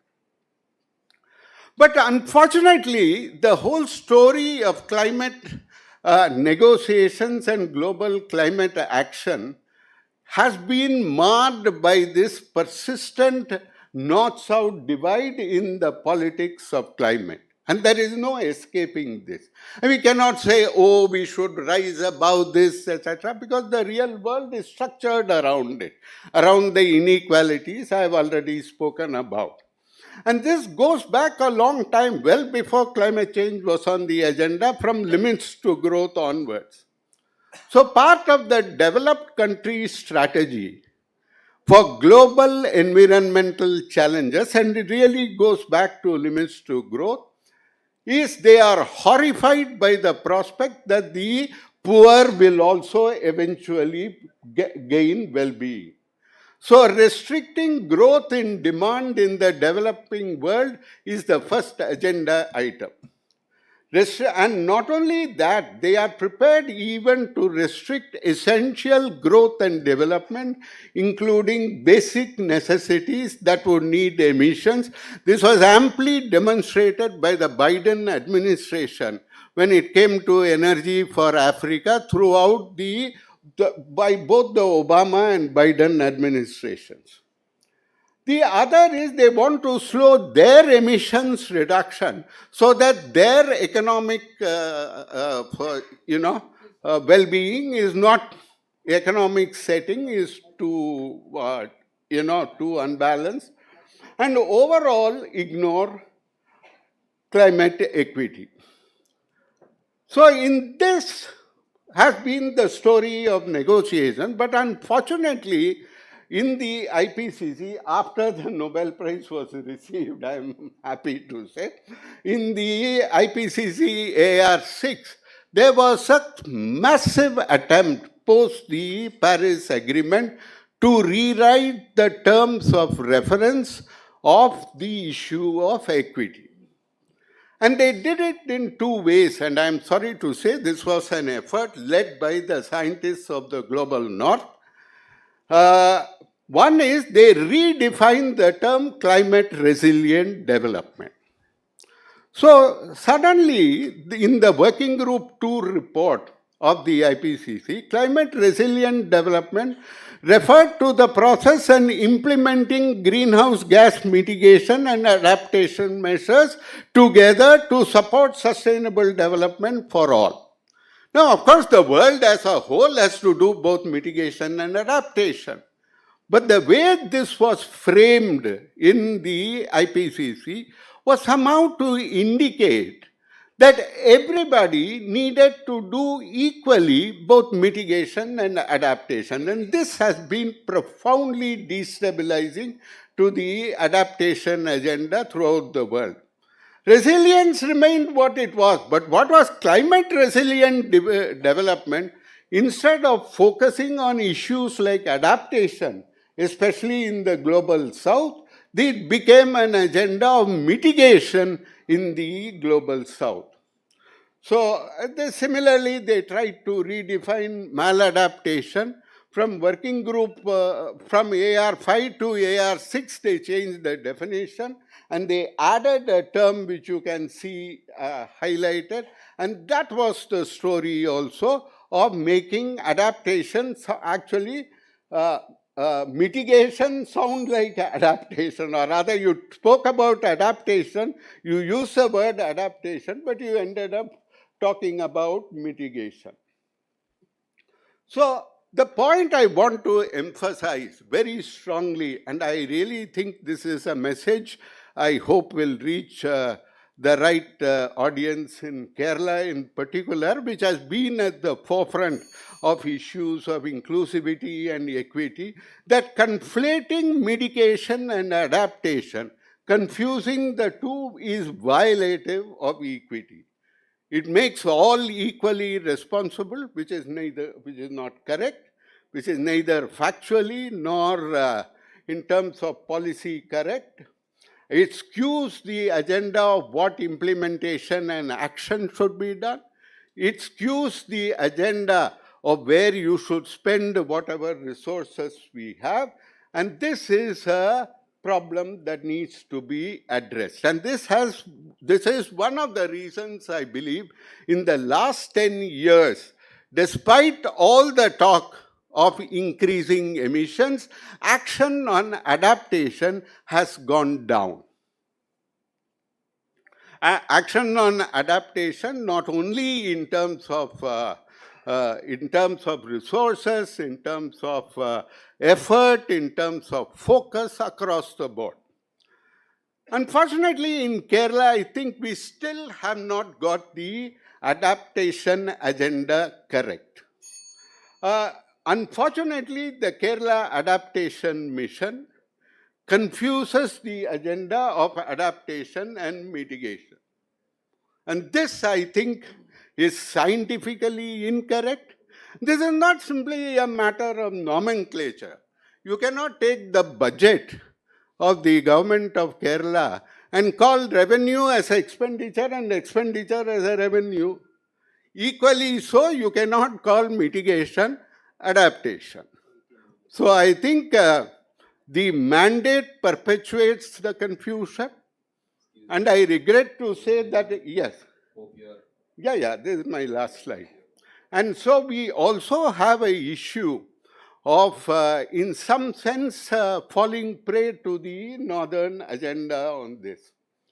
So there is a lack of clarity on what adaptation means or entails. An adaptation agenda needs to be based on people-centric perspective that ensures that the gains of development are not eroded by the impact of global warming. I mean, this should be the crux of the adaptation agenda. And I think for much less energy should be spent on talking about independent state-level pathways to net zero, etc. I believe that these are aspirational. It is good to that extent. but they are not viable as a reliable guide to policy. I think with some willy-nilly, not deliberately, but partly by accident, not so much by design, from the center, we have not had a national adaptation plan or a really clear adaptation policy so far. This has not been a bad thing because it has avoided unnecessary confusion. So I believe that the National Adaptation Plan currently being drafted, some of us have had an opportunity to look at it in its draft stage. It is still evolving. But I think there are many positive features there which can also be taken over by Kerala. And I think one of the useful things about the National Adaptation Plan in the making, as has been clear in the consultation, is that this separation between mitigation and adaptation is rather clear and well stated there. So I hope Kerala would also take this input seriously, look forward to, aligning itself with the due discussion, etc., more closely with the perspective of the National Adaptation Plan, and would look beyond perhaps other issues of political differences on the question of federalism to take the National Adaptation Plan on environment rather more seriously. I'll stop here. Thank you. 21 minutes. Thank you, Professor Jayaraman. There has been more than one timekeepers while you were speaking, so this is a advice and a warning for the next speaker as well. But anyway, so I would like to thank Professor T. Jayaraman for bringing out, for being a real critic of the pathways that Kerala is adopting right now. So he was talking about the so-called Kerala model, but the polity at that point of time was so modest not to admit or not to just be carried away by the so-called Kerala model, but in fact to get into the depths of Kerala model and then make it really a viable alternative. It was beautifully brought out by him. He was trying to tell us about understanding the resilience and the inequalities in the world, the great divides he was talking about, like income, opportunity, emission, digital, and now environmental. The great divides still rule the world, but at the same time, how do we, cross those divides and then, go for a common achievement? He was also talking about the global north versus south inequities. So, with a final warning that Kerala still needs to get the priorities right. Of course, we are looking very closely at the evolving National Adaptation Plan and the National Biodiversity Strategy Action Plan as well, and BSAP as well. And we are in consultation. Environment Department, Forest Department, and the Disaster Management KSDMA, we are working very closely together in developing independent state level pathways. Definitely we are taking your advice seriously, and we are actually proceeding in that direction. So thank you for your valuable points. Now I would like to request Mr. Paul Van Meel, Senior Strategic Advisor, Integrated Water Resources Management, Netherlands, please.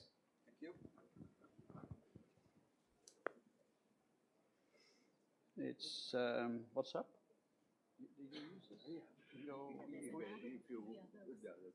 It's this one. Okay, thank you. No, you have to press the down arrow to continue. Yeah. Okay. Yeah. Thank you. Respected dignitaries, scholars, and ladies and gentlemen. Today, I want to share the Dutch experience of living with water, and not as a story of an engineering success, but as a story of democratic choice, institutional continuity, and long-term development. The Netherlands and Kerala are both regions shaped by water abundance and water risk. The central question is not whether water will shape our future, but whether our institutions are capable to shape our response.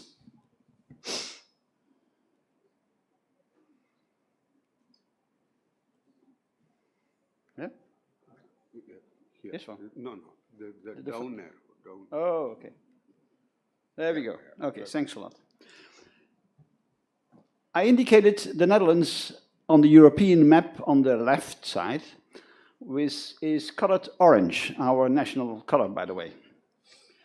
And in the Netherlands, water is a permanent condition. About a quarter of the country lies below sea level, and most people live in flood-prone areas. It is shown on the picture in the middle, and the darker blue areas lay below sea level. On the left, the location of the Netherlands. On the left, I said the location of the Netherlands. This reality forced an early conclusion. Water safety cannot be left to individuals or markets. It must be organized collectively through public institutions. Early in the late Middle Ages, Dutch farmers started to protect their land from the sea by building dikes. With more and higher dikes, building and maintenance couldn't be done anymore by individuals, and local corporations for water management led, as from the 13th century, to the establishment of water boards. And they had formal regulations and elected boards. These boards are the oldest democratic institutions in the Netherlands, as farmers had a direct vote in management and financing through local taxes for building and maintenance of their dikes. And for comparison, you see on the right picture, you see the map of the state of Kerala, with in blue the flooded area during the 2018 flood. And as you can see, the Kutanat area was heaviest hit by the flooding.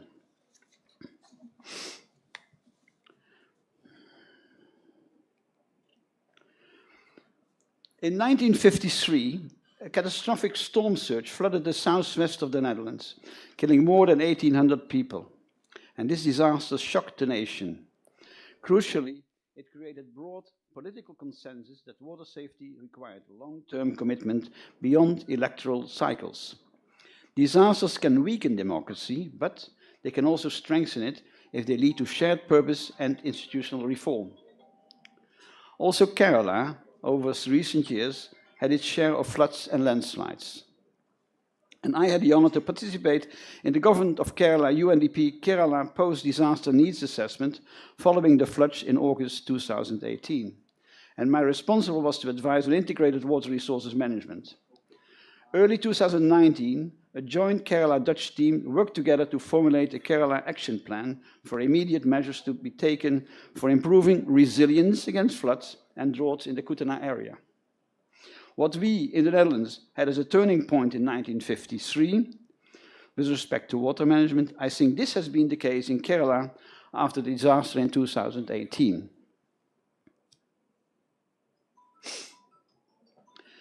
The Delta Plan, which was made after the 1953 storm surge, translated the political consensus into action. Over several decades, massive dams, dikes, and storm surge barriers were built. And the left picture shows the Maasland barrier, which protects the harbor of Rotterdam.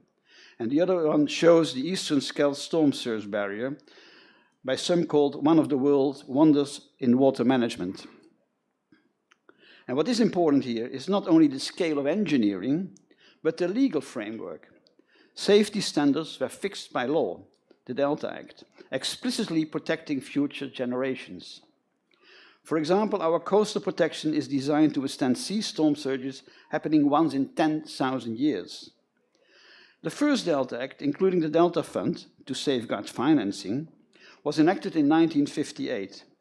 And this can be seen as an early form of intergenerational planning and justice. I will come back to the finance later.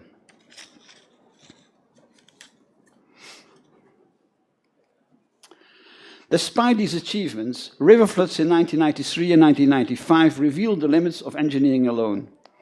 Climate change increased uncertainty, and higher dikes no longer guaranteed safety. And this was again a crucial learning moment. Controlling water is not enough.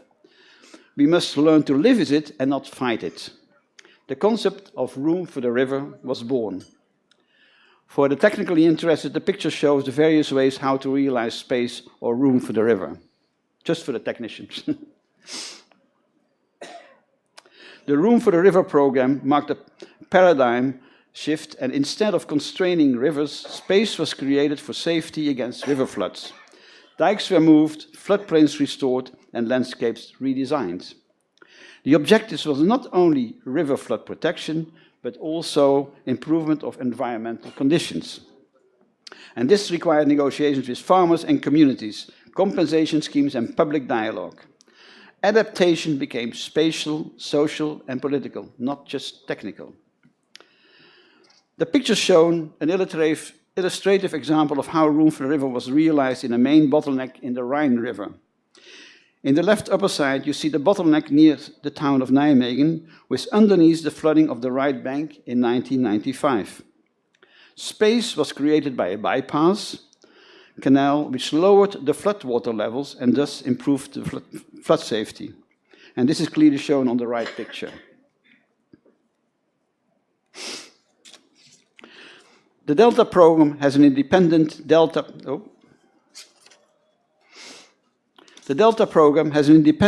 program commissioner at Director General's level, comparable to Indian government secretary level. And the program is interministerial, and the commissioner is directly responsible to the parliament.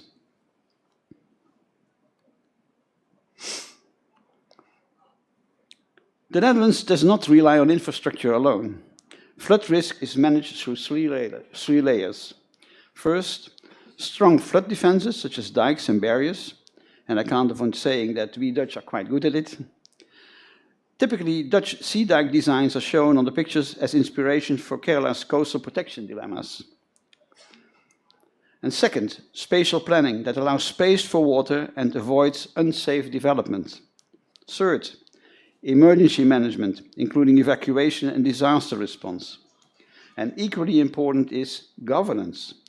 The national government sets standards, regional authorities manage water systems, and local governments integrate water into planning. And all this is closely coordinated. The most recent Delta programs, though, emphasize a difficult message. Not everything can be protected everywhere. Water must be allocated, land use adapted, and priorities set. And these are political choices, not technical ones. Democratic legitimacy is essential when deciding where to protect and where to adapt, and where to retreat. Spatial adaptation brings water thinking into daily life. Cities are redesigned as water systems, with water squares, green roofs, permeable streets, floating houses, and restored waterways. And these measures reduce risk while improving public space and social equity. And you see floating houses on the left picture and housing developments in a low-lying polder where people are really living with water. Adaptation is most successful when it improves everyday life and not just safety statistics.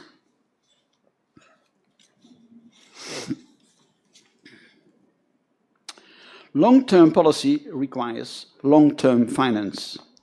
And the Netherlands created the Delta Fund, a dedicated fund that can only be used for water safety and freshwater management. It is protected from annual budget negotiations. And this financial stability proved just as important as technical expertise. Without predictable funding, adaptation remains rhetoric. A bad example is the funding for the protection of New Orleans in the United States. Plans were ready by 2002, 2003, and the funding apparently secured. However, the Iraqi work started in 2003, and in the 2000 budget, the allowed funds for flood protection were taken from the US federal budget and used for military expenditure in the New Orleans, and the New Orleans flood protection works were postponed. Then, when Hurricane Katrina hit New Orleans in August 2005, it was insufficiently protected with the known results. It illustrates that financing for key long-term water security projects should not be left to short-term political whims. 4 lessons stand out. First, institutions outlast projects. Second, water and soil must guide spatial planning. Third, adaptation is inherently political and involves trade-offs. And fourth, when designing for the long term, democracy can be a powerful enabler of climate resilience and does not need to be an obstacle. And please have a look at the figure on the right with the interaction between economical, judicial, and political considerations. Economy will control realism and pragmatism. Politics need to show ambition, legitimacy, and democratic accountability.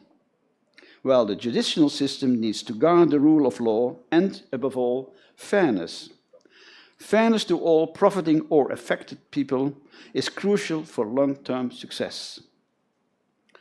On the picture, you see our king and queen when they visited the Kuttanet area in Kerala mid-October 2019. And our king's heart is with water management, and as a crown prince, he chaired the UN Secretary General's Board on Water and Sanitation. He was known at the time for speaking candidly about taboo subjects to spur political action. In my view, the worst thing which can happen in the process of adapting to climate change and other socioeconomic and geopolitical changes in this world is political inertia, or worse, disruption of democratic values. And as we heard at the opening ceremony yesterday, all this does definitely not apply to the Kerala government, who is leading Kerala at present.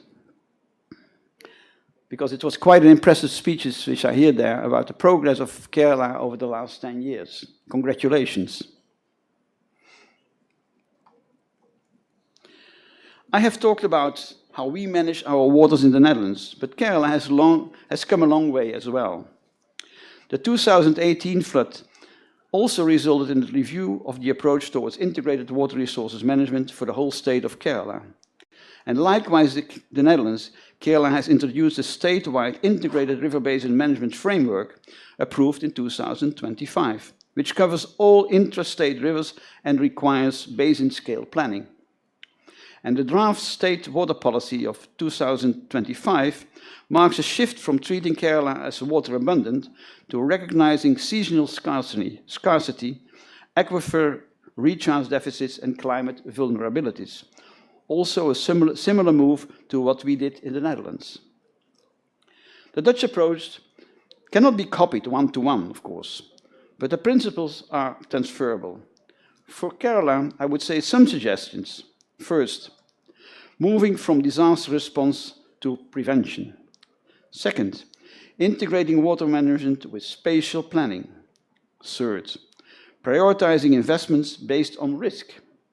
And last but not least, stable and protected funding as essential for long-term flood resilience, especially with a changing climate. And for sure, the whole world can learn from each other as we do here today. The Dutch experience shows that living with water is ultimately a societal choice. In a changing climate, democracy's greatest strengths may lie in its ability to think beyond generations, turning vulnerability into resilience. And that challenge and that opportunity is, I think, shared by all represented here today. On the right-hand side of the slide, you see a photograph of my father. In the 1950s, he was a senior member of the Dutch Parliament and one of the promoters of the Delta Act in 1958. And as said, that act introduced long-term planning for the protection of our delta with safety for future generations enacted in the law. And I had the honor to coordinate the technical planning and administrative coordination of the Room for the River project, and as such stepped in the footsteps of my father. The kids on the other photograph are my grandchildren. And to safeguard a safe environment for them, for their children, grandchildren and beyond, we also feel a great responsibility. And I think Kerala's Vision 2031 has this challenge to safeguard God's own country for future generations to enjoy safety, good health, prosperity and love. This was the end of my speech, but as all programs go, there's also a commercial. If you want to learn much more about Dutch water management, and its possible relevance for Kerala, read the book authored by His Excellency Mr. Venu Rajamoni. He was the former ambassador to the Netherlands. Read the book, What Can We Learn from the Dutch? And as far as I understood, the book is translated in Malayalam.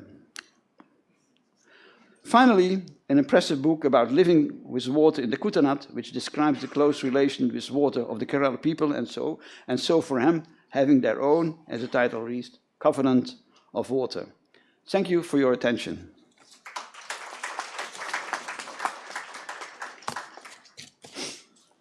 I hope I met your time. Yeah, thank you, Mr. Paul.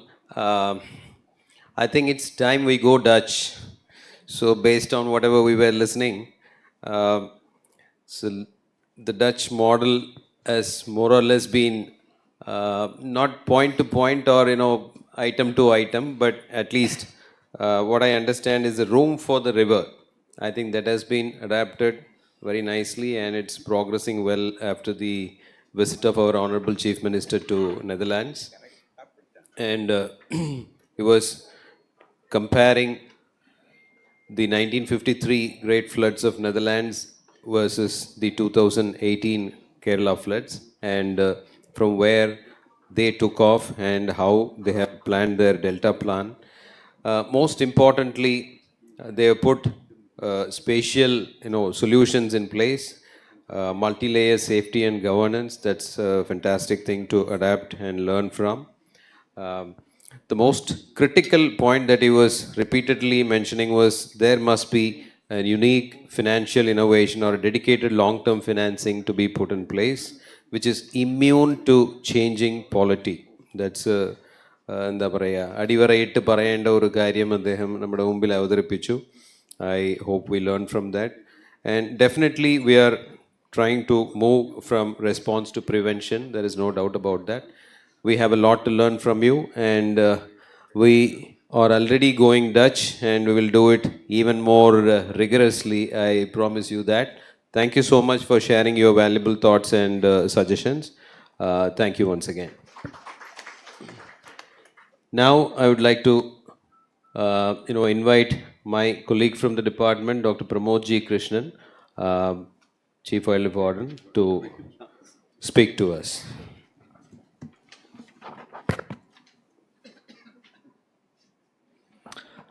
Well, good afternoon to all of you. ഞാൻ സംസാരിക്കാൻ പോകുന്ന പോയിന്റിൽ ചില പോയിന്റ്സൊക്കെ നമ്മൾ നേരത്തെ പരിചിതമായിരിക്കും. കാരണം നമ്മൾ ഇവിടെ ഇരിക്കുന്ന കുറേ പേരെല്ലാം കൂടെ കൂടിയിട്ടാണ് ഇതൊക്കെ ഡെവലപ്പ് ചെയ്ത് വന്നിരിക്കുന്നത്. But so I run the risk of repeat at certain point, but notwithstanding that let me try to say few things. There are two parts to my presentation. The part one, little bit of background about how we have reached the present state of forest governance in the state. Number two, where do we go from here? So in order to understand the future or visualize the future, we need to actually connect to the past also. So that is the the structure of the presentation. How do you do it? ഇല്ല, ഇതൊന്ന് തുടക്കം. No, this is for, this is for. തുടക്കത്തിലേക്കൊന്ന് പോകാമോ? ഒന്ന് എവിടെയാ? എവിടെയാ ഇതിൻ്റെ front പോകുന്നത്? This one moves it forward. Okay. These are a few customary slides. You just need to, I will skip it because just to prove that in our state is the greatest place on the planet, because we need to be patriotic. I mean, 1/3 of the state is still under forest cover. That is the bottom line here.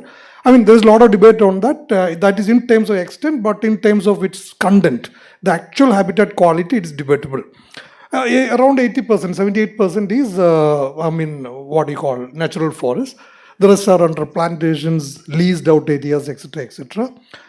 We have a variety of ecosystems, from tropical to subtropical, then subalpine, little bit, grasslands, mangroves, etc., etc., rich in flora, fauna. I'm just skipping through. We are also, when you think about forestry, we have to visualize the human forest, I mean, the elements also into that, particularly the tribal communities. Okay, that is also factored in. Now, just one slide, at this particular point of time, we say that the diverse baselines of forestry in Kerala, the striking range of biological diversity amidst very high population density. That's one thing.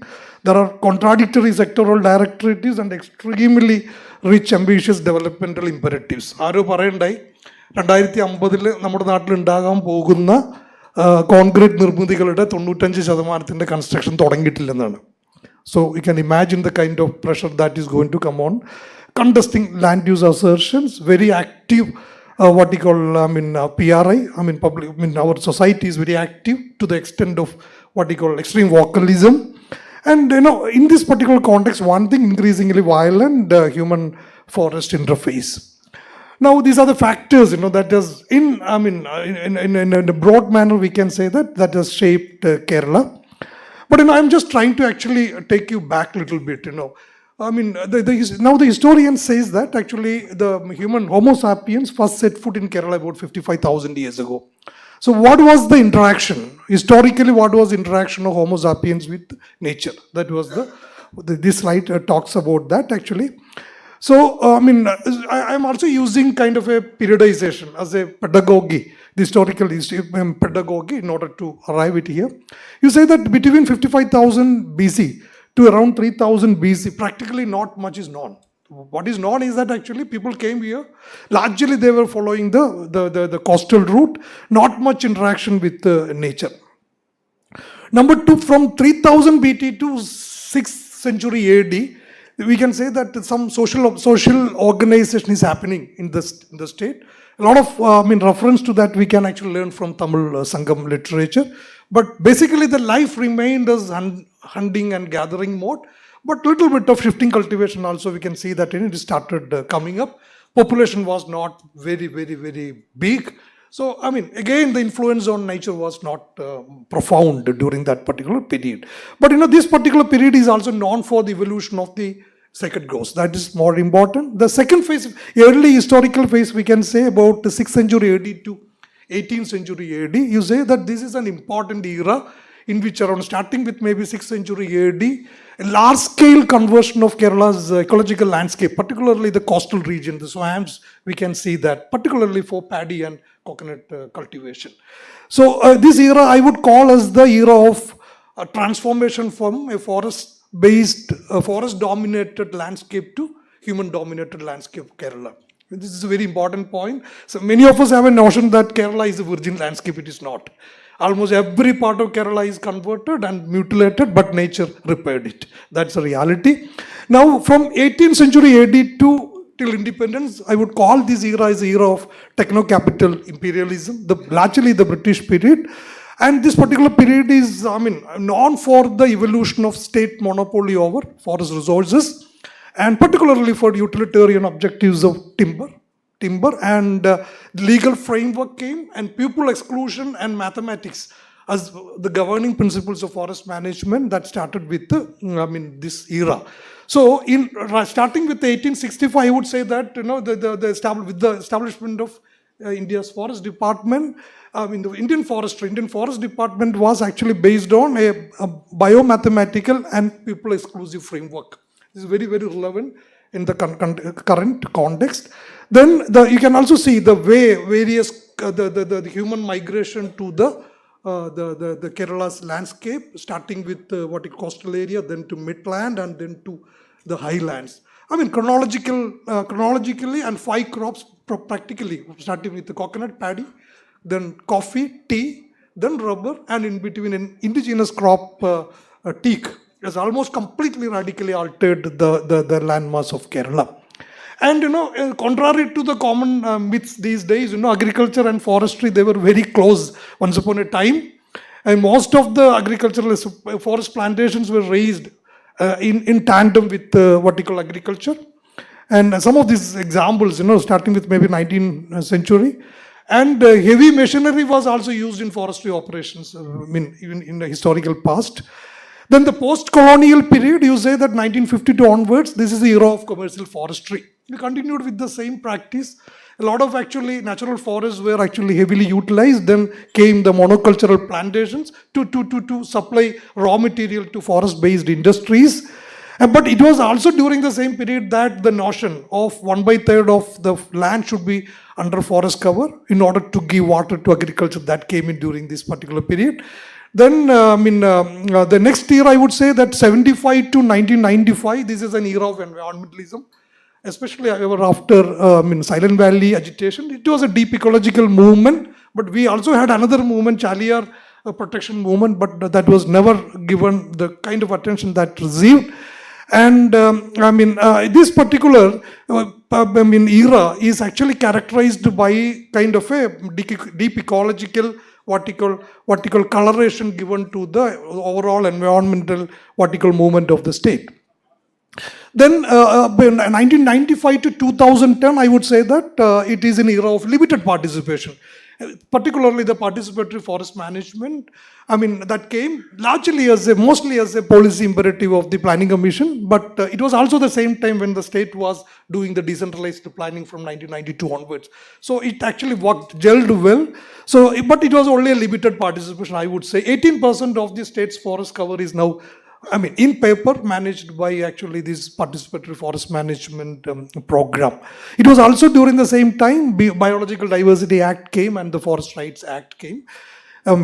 Then the post-colonial period, especially the year after 2010 to 2018, I would say that this is an era of creation of a new narrative called forest versus farmers. It was never before like that.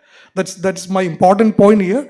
This particular narrative gained momentum after the publication of the Gadgil Committee report, and particularly the emergence of the social media.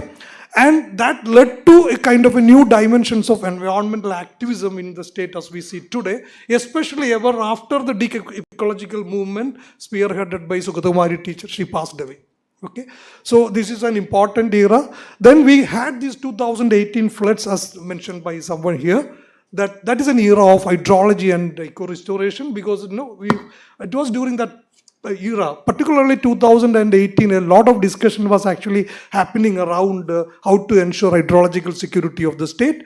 So as a result, based on 4 premises. One is that out of the 36,865 square kilometers of geographical area of the state, almost 6,000 square kilometers have already been built up. Then what do you do? How do you actually get infiltration? How do you receive water? How do you recharge your aquifer? Then people started having concerns equally about the siltation, sedimentation happening in reservoirs. People are having concerns. Our leveling up our wetlands, that was also a concern. Ultimately, then somebody pointed out that forests can still perform a very, very important role in terms of what you call receiving the monsoon and what you call recharging your aquifer. And that was the time actually the forest management slowly started shifting towards a policy. That was actually enacted by the same ministry in 2021. It is not much, it has again this particular policy enactment hasn't got much attention the way it should have got. That was an eco-restoration policy of 2021. This policy was a transformative thing in forest governance from a purely utilitarian objective of forest management created by the Britishers. Maybe this policy clearly said, forest should be managed for 5 objectives. One is actually, for water security, climate resilience, biodiversity conservation, then ensuring livelihoods, and also for protection forestry. So some of the action points suggested, stipulated in the policy was, phasing out of acacias and eucalyptus, rationalization of teak plantations, voluntary relocation of human settlements from vulnerable areas, then climate resilience, eradication of invasive alien species to improve the habitat quality, conservation of mangroves, and increasing the productivity of forest plantations. So this was, as I mentioned, this was clearly a changing phase of forest governance. So forest management, forest governance became multifaceted. That was a clear departure from the colonial objective of timber production. Okay. Now if you look at, this is the current scenario, if you look at the various models on natural resources governance in Kerala, you can clearly see 2 streams. One stream is driven by the government, the state-driven conservation. Second is community-driven. The state-driven conservation is actually, there are 2 One is protected areas, the other one is territorial forest, normal forest area. But if you go to the community-based conservation, you can see autonomous community efforts like our second grows. You also have a hybrid model called the participatory forest management. We also have the decentralized governance institutions like what panchayats are doing in terms of biodiversity management. Now a very, very, deep analysis of actually these models reveals that none of these models can actually stand alone. They don't have independent existence in order to effectively perform the conservation, what you call functions in the state. Probably all the 5 models have relevance and they have to come together. Now, if you again look at the current status of natural resources governance in Kerala, you know all these things. Like we have large scale, as I already mentioned, Kerala's forests historically have been heavily what you call influenced and interfered by people. Now, these days, actually, the pressures are actually mounting on our natural resources.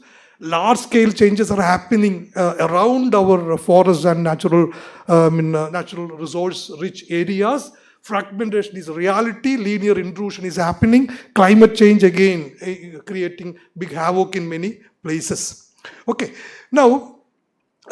What is actually what do you mean by that? Actually, from this particular background, how do you visualize the future? So, future, I would say that first we have to have an understanding that Kerala is a heavily human-modified landscape historically. So, the notion of virgin landscape, we have to keep that particular away. We have to lean very heavily on our existing the governance models, as I mentioned, these 5 governance models. These are time-tested models, but only thing is that they don't have, see, if I say that only protected areas have stake and future in the state, that is not right. All the 5 models have their relevance, but they have to work together to give strength to the overall scenario. And particularly as I mentioned earlier, historically, the forest, particularly the forest department, the forestry establishment was built on a premise of people exclusion and mathematical approach. That has to change to ecological and socio-economic and people inclusive framework. That is the fundamental transformation forestry has to undergo. That is actually we are in that transformative process. Those who are actually watching forest department may be noting this, that these days we are actually trying to actually work closely with democratic institutions, panchayats, and break away from the splendid isolation that forest department is often accused of. So that is this departure from a people exclusive approach to people inclusive approach. Okay, and in order to do that, you require a landscape level approach is needed. Now, as I said, our landscape is radically changing. If you look at Kerala, because of lack of positive time, I'm not dwelling much on this, but there are certain changes that is happening before us. See, ecologically, I would say in one word, Kerala is on a path of rewilding. Kerala is on a path of rewilding. We are getting enough in a carbon-loaded environment. Greenery is increasing, but at the same time, the number of rainy days are also coming down.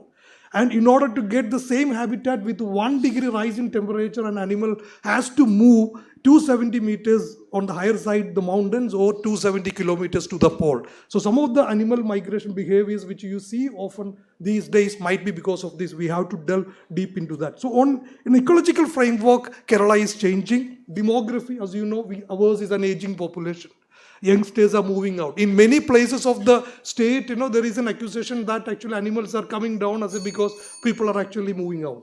But it's the other way around also, that in many places people are actually moving out and many places are getting abandoned. 18% of the houses are actually abandoned in a state, and these new habitats are becoming new habitats for wild animals to come in also. So these are the things happening. Political changes, cultural changes are happening quite fast, rapidly. So it is in this context that actually we have to set a vision for 2031. 2031 for a forestry. Forestry as a discipline, it is a very short period. Forestry is, we set normally on a longer range horizon. But notwithstanding that, this is the vision statement we have set for ourselves. One, we are continuing with the effort which was mentioned earlier, like the approach of eco-restoration. We have about 32,000 hectares of acacias and eucalyptus, which was planted several years ago as part of a government policy of that bygone era. But these have to be now reverted back to nature. That process has already begun, and we have to continue with that. See, the next strategy is actually our wildlife management, particularly the much talked after research of this human-wildlife conflict. I will take just 1 minute. Like, this is our strategy. So the objective is actually to bring down the conflict from level 4 to level 2. Level 4 conflict is nothing but when the conflict becomes part of electoral politics and communal politics.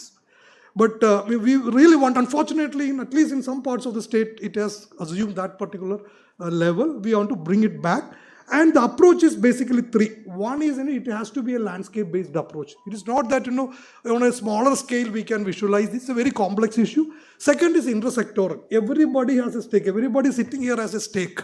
Okay, it is not that it is only the forest department's actually a job. See, in our land, the waste disposal is an important mechanism. നമ്മുടെ waste നമ്മൾ നന്നായിട്ട് ചെയ്തില്ലെങ്കിൽ waste തിന്നാൻ പന്നി വരും, പട്ടി തിന്നാൻ പുലിയും വരും. So it is a lot of departments have to involve, and everybody has a role. The last one is actually the approach is the decentralization.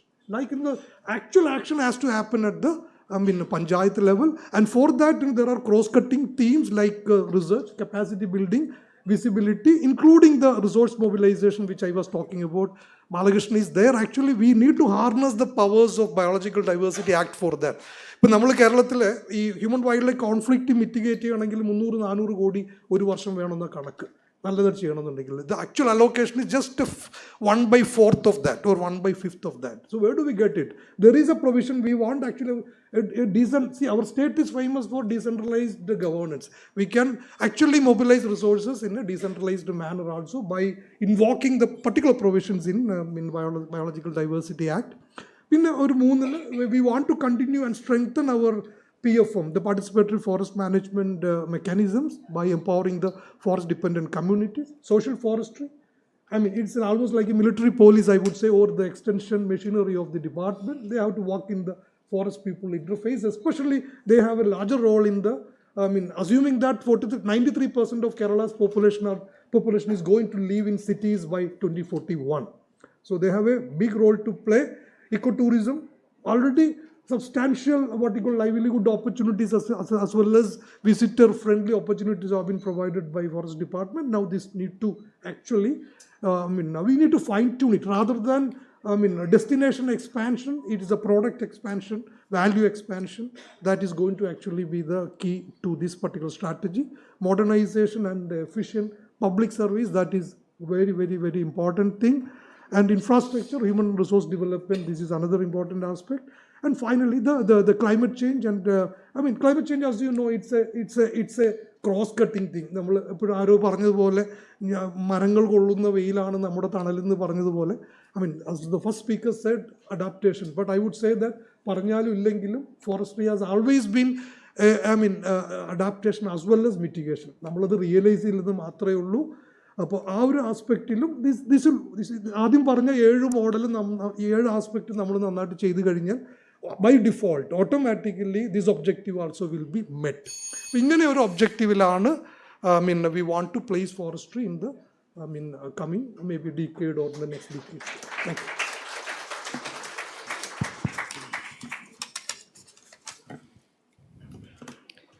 Yeah, thank you, Pramod.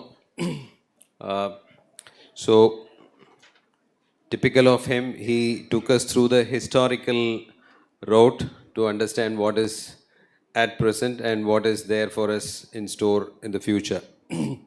So, historical perspective of the natural ecosystems and how the transformations happened through various eras, before independence, during, after independence, and the currently convoluted or doctored kind of alternative realism.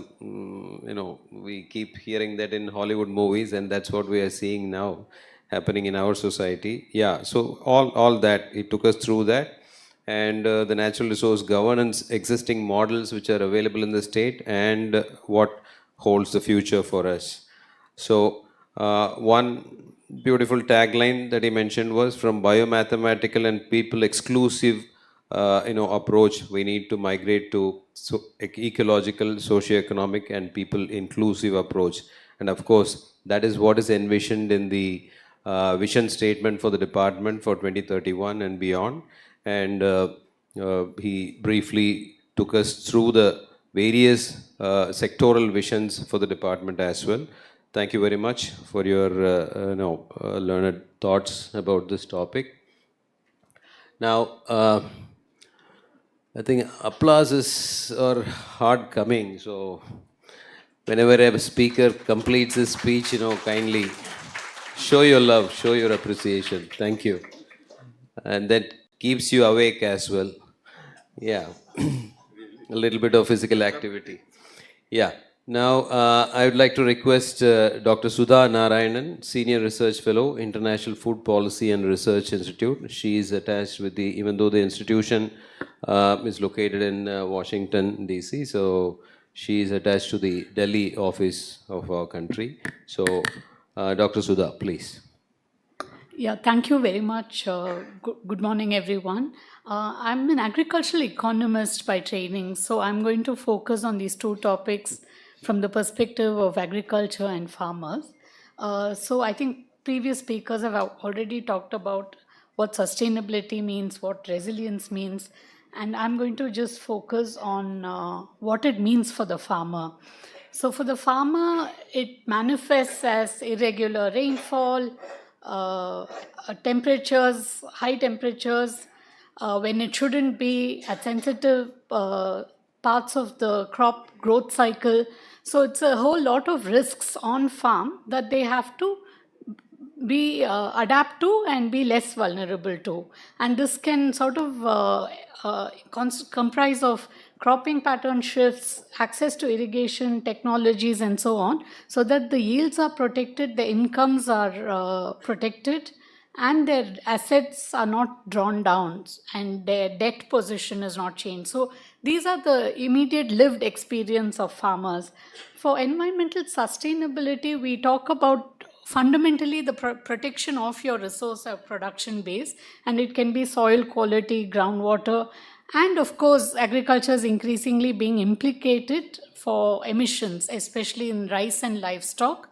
Livestock is less important in the context of Kerala, but certainly rice is a big issue. So in essence, agriculture farmers are vulnerable, but they also contribute to emissions. And both these are related, and that's where the issue comes.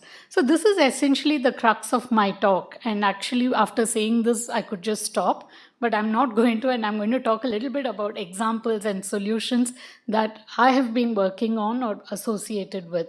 So what are we asking of farmers in India and in Kerala? We are saying they need to be able to better survive climate shocks, but they should also reduce the environmental damage that the production process could contribute to. Now, these are interlinked with each other, and others have talked about it, I won't go to it. But fundamentally, we are asking them to do this while also assuming that farming itself will be viable. And we are talking about agrarian crisis, people wanting to exit farming. So without this viability question, you cannot have either of them. So climate resilience without sustainability is short-lived, because sustainability is talking about longer term engagement and continuation in farming. So that's not climate resilience, you can't have it without talking about sustainability. But sustainability without talking about viability is impossible, and it's both politically and otherwise. So now economists, and I think Professor Jairaman already talked a little bit about it.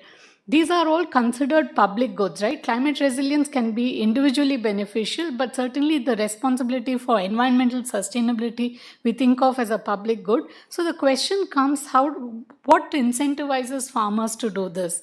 Why should they experience a penalty in their economic status to be able to contribute to the greater good? So I think that's what I want to speak to. So as we find solutions to make both of these work, we want to understand what are these solutions that work.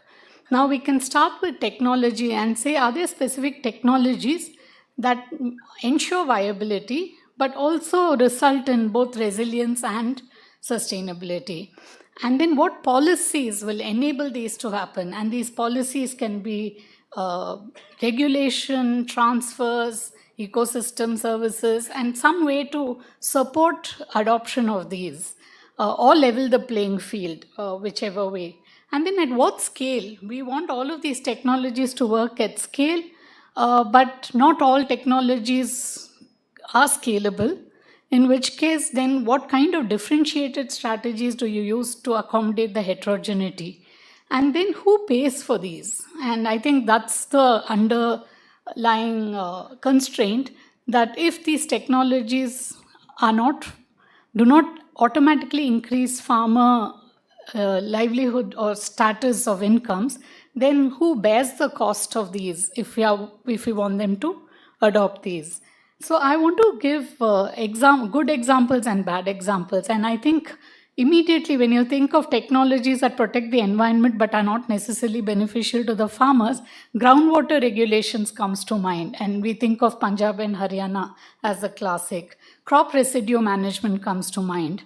And more recently, solutions such as organic and natural farming, they come to mind. Because yes, it's very appealing to say you're moving to a more sustainable system, but who bears the yield penalty and who bears the cost of that transition becomes a question. But I want to focus on some positive examples that I've been working on. I know Kerala is also doing a lot of these on rice. So this is work that we are doing with Tamil Nadu Agricultural University, where we are looking at a project on low emissions rice. So essentially saying rice contributes a lot and we want to cut it back.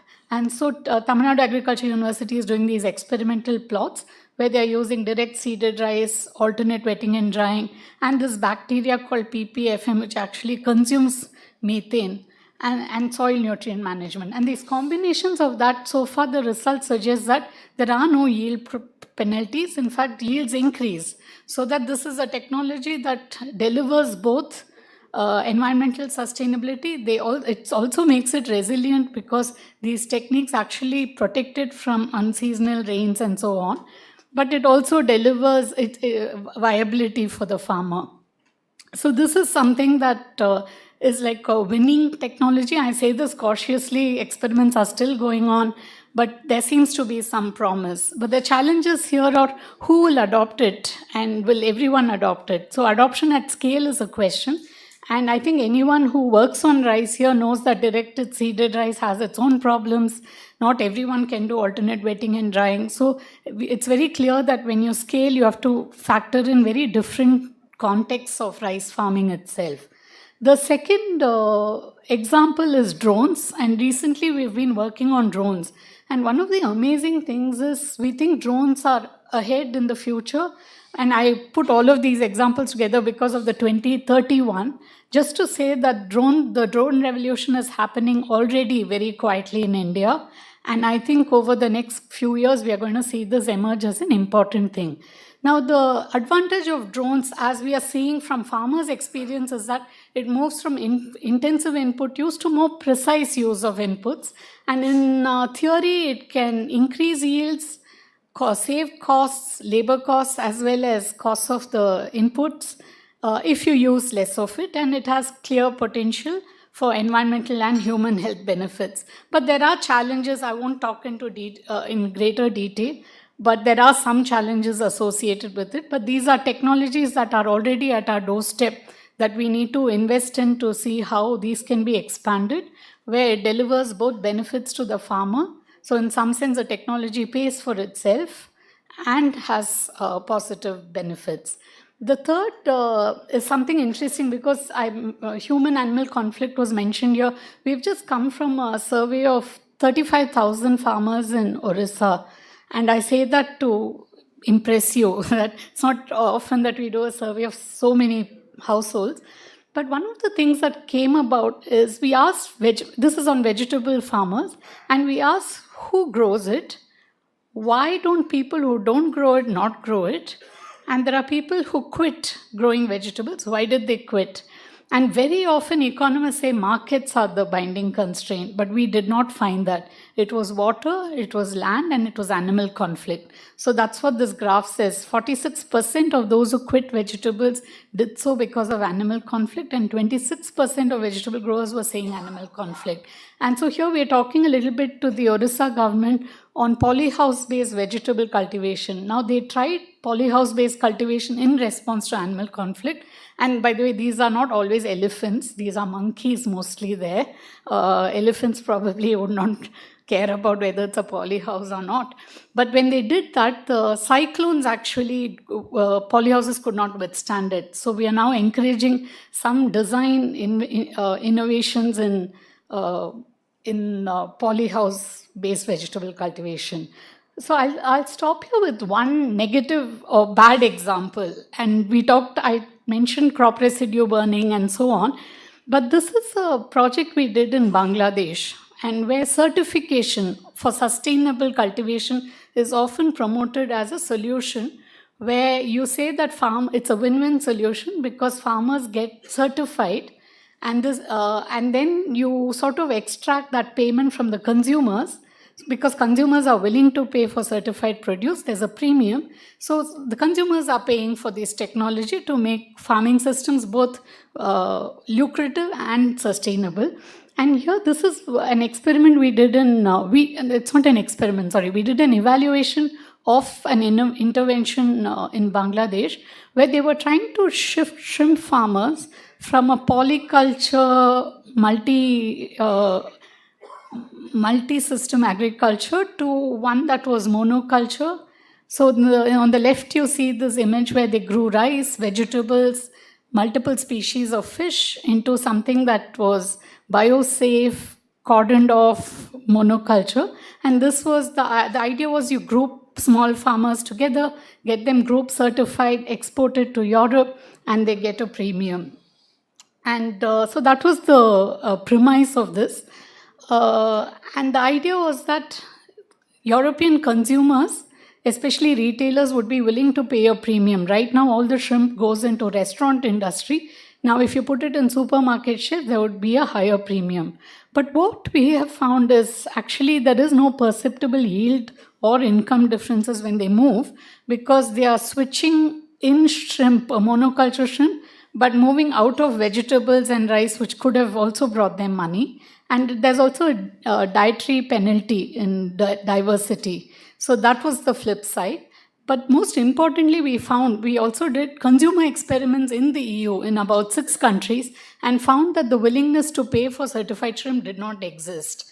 So in this case, we were left with a conventional wisdom that yes, certification works to improve sustainability, but it was just an assumption that was unfounded, and we actually found there was no such market. And so this was sort of shedding the light on the fact that a lot of assumed solutions actually may not actually be valid and would have to be re-examined. So I'll stop there, and thank you very much for this opportunity.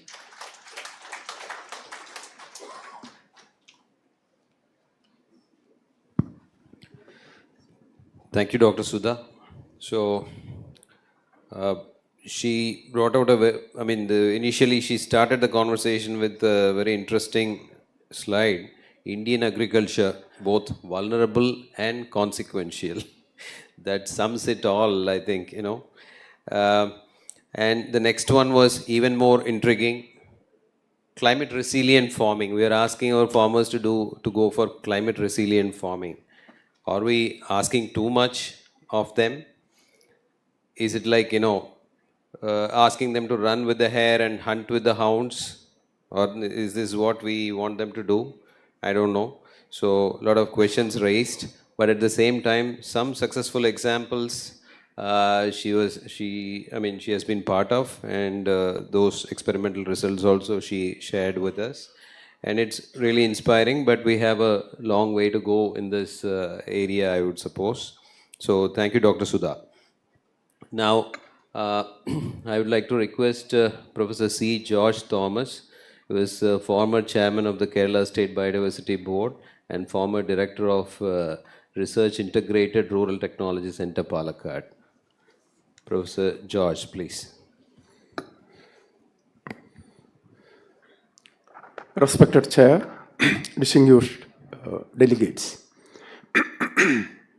Well, the viewpoints expressed by Professor Jayaraman earlier has made my presentation much easier. So I'll start where he stopped. So there is a necessity to distinguish between this mitigation and adaptation. And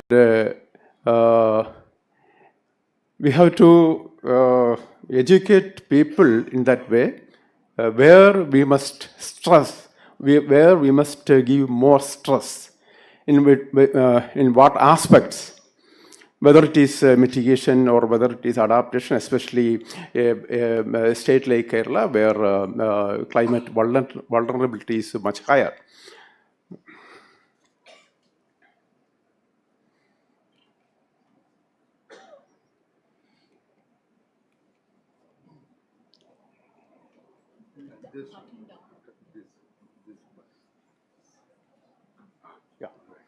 Well, we always talk about triple planetary crisis, same term coined by United Nations.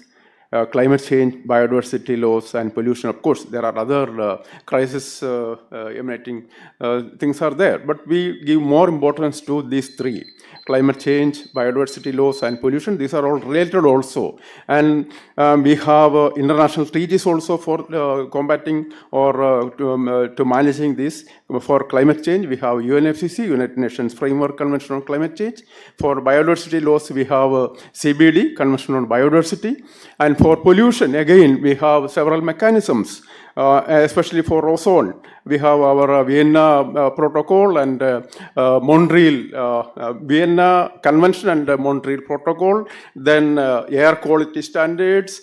Then we are trying to have an international treaty for plastic pollution. So we have this year, in 2025, the world nation has tried to strike a code to have a treaty on plastic pollution.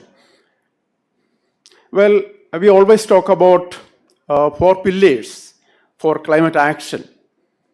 So this is more important. The mitigation, of course, it's a time-tested, or for the past so many years, all of us have been mentioning about this mitigation, that is a reduction in greenhouse gases. Then adaptation, of course, reduction in negative impact of climate change. Then comes our resilience, that is capacity to respond to and recover from climate events. And lastly, addressing loss and damage. That is compensation, and especially there is a loss and damage fund also created by UNFCCC and COP. It started with the COP 29. And for amicably or for implementing this climate action, finance is required, technology is required, and capacity building. The training is required. People should know what to do. Well, in the beginning itself, I told you that there should be a shift from mitigation to adaptation. And I have already mentioned some of the why we should shift away from mitigation. That doesn't mean that we are ignoring mitigation. Especially this is required when the world leaders like Donald Trump, നിങ്ങൾ ശ്രദ്ധിച്ചു കാണാൻ 2-3 ദിവസം മുമ്പ് അദ്ദേഹം അമേരിക്കയിൽ USA-യിൽ climate change ഒരു പദം പോലും ഇല്ല എന്ന് ഡിക്ലെയർ ചെയ്ത് കളഞ്ഞു. പ്ലാസ്റ്റിക് പൊല്യൂഷൻ ആയിക്കോട്ടെ, പ്ലാസ്റ്റിക് ബാഗ് നിങ്ങൾ ഇഷ്ടം പോലെ ഉപയോഗിച്ചു എന്നാണ് ഇപ്പോൾ അദ്ദേഹം പറയുന്നത്. അതാണ് അവസ്ഥ, അമേരിക്കയിലെ അവസ്ഥ. But mind you, they are responsible for 25% of the historical emissions. 25% from 1852, if you calculate 1850 to 2019, 25% of the historical pollution from carbon dioxide emission is from, or they are responsible for that. Still, they say there is no climate change, nothing to worry about. Okay. See, as far as Kerala is concerned, Kerala is quite vulnerable to climate extremes. And it is disaster prone, and we have already seen what happened during the last few years.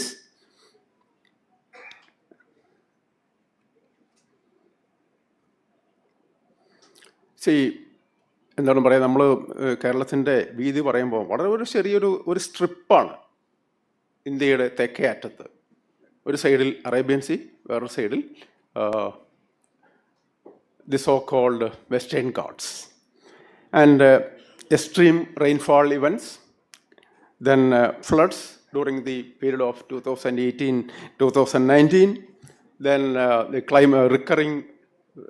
recurring occurrence of landslides, especially in Western Ghat district like Idukki and Wayanad. Then these are some of the issues which we face. Whether we go for mitigation or adaptation, these are happening. How to address this issue? അതാണ് പ്രശ്നം. Okay, അത് നിങ്ങൾ മിറ്റിഗേഷന് പരിപാടികളായിട്ട് പോയാൽ, പ്രത്യേകിച്ചും carbon dye oxide കുറയ്ക്കുന്ന പരിപാടികളൊക്കെ പോയാൽ നടക്കുമോ? ഹരിതഗ്രഹവാതകങ്ങൾ കുറയ്ക്കാൻ പോയാൽ നടക്കുമോ? ഏതാണ് കേരളത്തിന് ഏറ്റവും അനുയോജ്യമായത്? അപ്പോൾ നമ്മൾ whether we are ignoring these mitigation measures, ഇങ്ങനെയുള്ള പ്രശ്നങ്ങളൊക്കെ ഉണ്ട് എന്നുള്ളതുകൊണ്ട് ആണ് ഞാൻ ഈ എക്സസൈസ് ഇപ്പോൾ ചെയ്തിരിക്കുന്നത്. അഡാപ്റ്റേഷൻ മെഷേഴ്സ് എന്ന് പറയുമ്പോൾ flood resilient infrastructure, landslide early warning system, coastal protection, climate resilient agriculture, which Dr. Sudha was mentioning, or climate smart agriculture. അവിടെയും പ്രശ്നമുണ്ട്. Climate smart agriculture should have 3 pillars: adaptation, mitigation, and third one is also important, enhancing or at least maintaining productivity. So you cannot go for mitigation or adaptation എന്താണ് ഈ പ്രൊഡക്ടിവിറ്റിനെ ബലികഴിച്ചുകൊണ്ടുള്ള പരിപാടി പറ്റില്ല എന്നുള്ളതാണ്. So കേരളത്തിൻ്റെ erosion emission പ്രൊഫൈലും mitigation പൊട്ടൻഷ്യലും നോക്കിക്കഴിഞ്ഞാൽ നമുക്ക് മനസ്സിലാവും. World ഈ കണക്കുകൾ മൊത്തം പറയാൻ പോയാൽ നമുക്ക് ഈ സമയത്തിൽ തീരില്ല എന്നുള്ളതുകൊണ്ട് ഞാൻ ജസ്റ്റ് 1-2 കാര്യങ്ങൾ മാത്രമേ പറഞ്ഞിട്ടുള്ളൂ. You just see world average per capita emission of green house gases ഏതാണ്ട് 6.8. ലേറ്റസ്റ്റ് ഫിഗേഴ്സ് ഒക്കെ എടുത്തു കഴിഞ്ഞാൽ എഡ്ഗാറിൻ്റെ ഫിഗേഴ്സ് ഒക്കെ എടുത്തു കഴിഞ്ഞാൽ ഏതാണ്ട് 7 വരുന്നുണ്ട്. പക്ഷേ ഇത് ഏതാണ്ട് 2021 ഫിഗറാണ്. 6.8 tons carbon dioxide equivalent. 6.8. You take all India figure, that is 2.46. And what about Kerala? 0.33. ഈ ഫിഗർ നമ്മുടെ കേരള ഗവൺമെൻറ്റിൻ്റെ ഗ്രീൻ ഹൗസ് ഇൻവെൻട്രി എന്നെടുത്താണ്. Director of environment and climate change അവരാണത് ചെയ്തത്. അപ്പോൾ 0.33, 2.46 ആൻഡ് വേൾഡ് 6.8. വേൾഡ് പെർ ക്യാപിറ്റയുടെ എത്രയോ താഴെയാണ്, എത്രയോ കുറവാണ് Keralam. Okay, number 1. And what about state economy? We have to spend crores of rupees. You just remember what happened in Mundake Churanmala. A township, 2 township has already erected there, or it is in the process of commissioning. We have spent crores, and about 455 people are dead.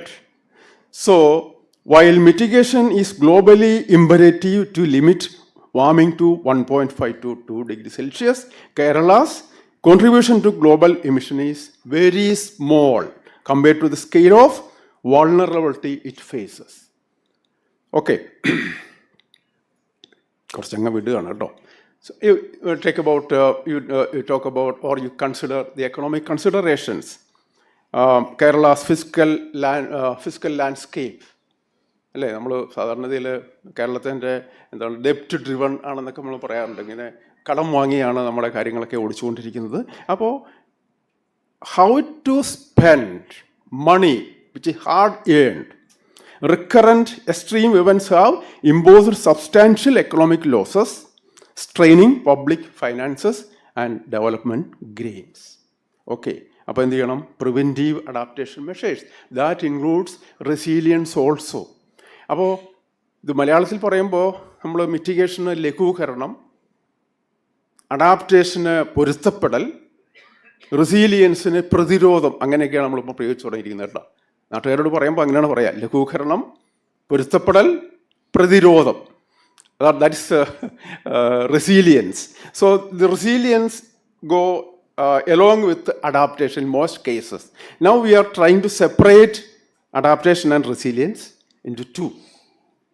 അപ്പോൾ 3 എണ്ണമായിട്ട് separate ആയിട്ട് വരണം. ഏത്? Mitigation, adaptation, resilience, അങ്ങനെയാണ്. അപ്പോൾ from a development economics perspective, adaptation investment yield direct returns by minimising disaster related drainage and livelihood descriptions എന്നുള്ളതാണ് കേരളത്തെ, at least കേരളത്തെ സംബന്ധിച്ചിടത്തോളം. പിന്നെ equity and climate justice. So people are nowadays very much concerned about climate justice. അപ്പോൾ കേരളത്തെ സംബന്ധിച്ചിടത്തോളം ആരാണ് ഈ ക്ലൈമറ്റ് ചേഞ്ചിൻ്റെ ഇഷ്യൂസ് മുഴുവൻ പേറുന്നത് എന്നുള്ളതാണ്. Who bears the brunt mostly? Okay, smallholder farmers or small farmers, marginal farmers, fishing communities, tribal groups and residents of coastal areas. അവരെയാണ് ഇത് ഏറ്റവും കൂടുതൽ സമൂഹത്തിലെ അരികുവൽക്കരിക്കപ്പെട്ട എന്നുള്ളൊരു പ്രയോഗം നമ്മളിപ്പോൾ ചെയ്യുന്നുണ്ട് അല്ലേ. അരികുവൽക്കരിക്കപ്പെട്ട ആൾക്കാരെയാണ് ഇത് ഏറ്റവും കൂടുതലായിട്ട് ബാധിക്കുന്നത്.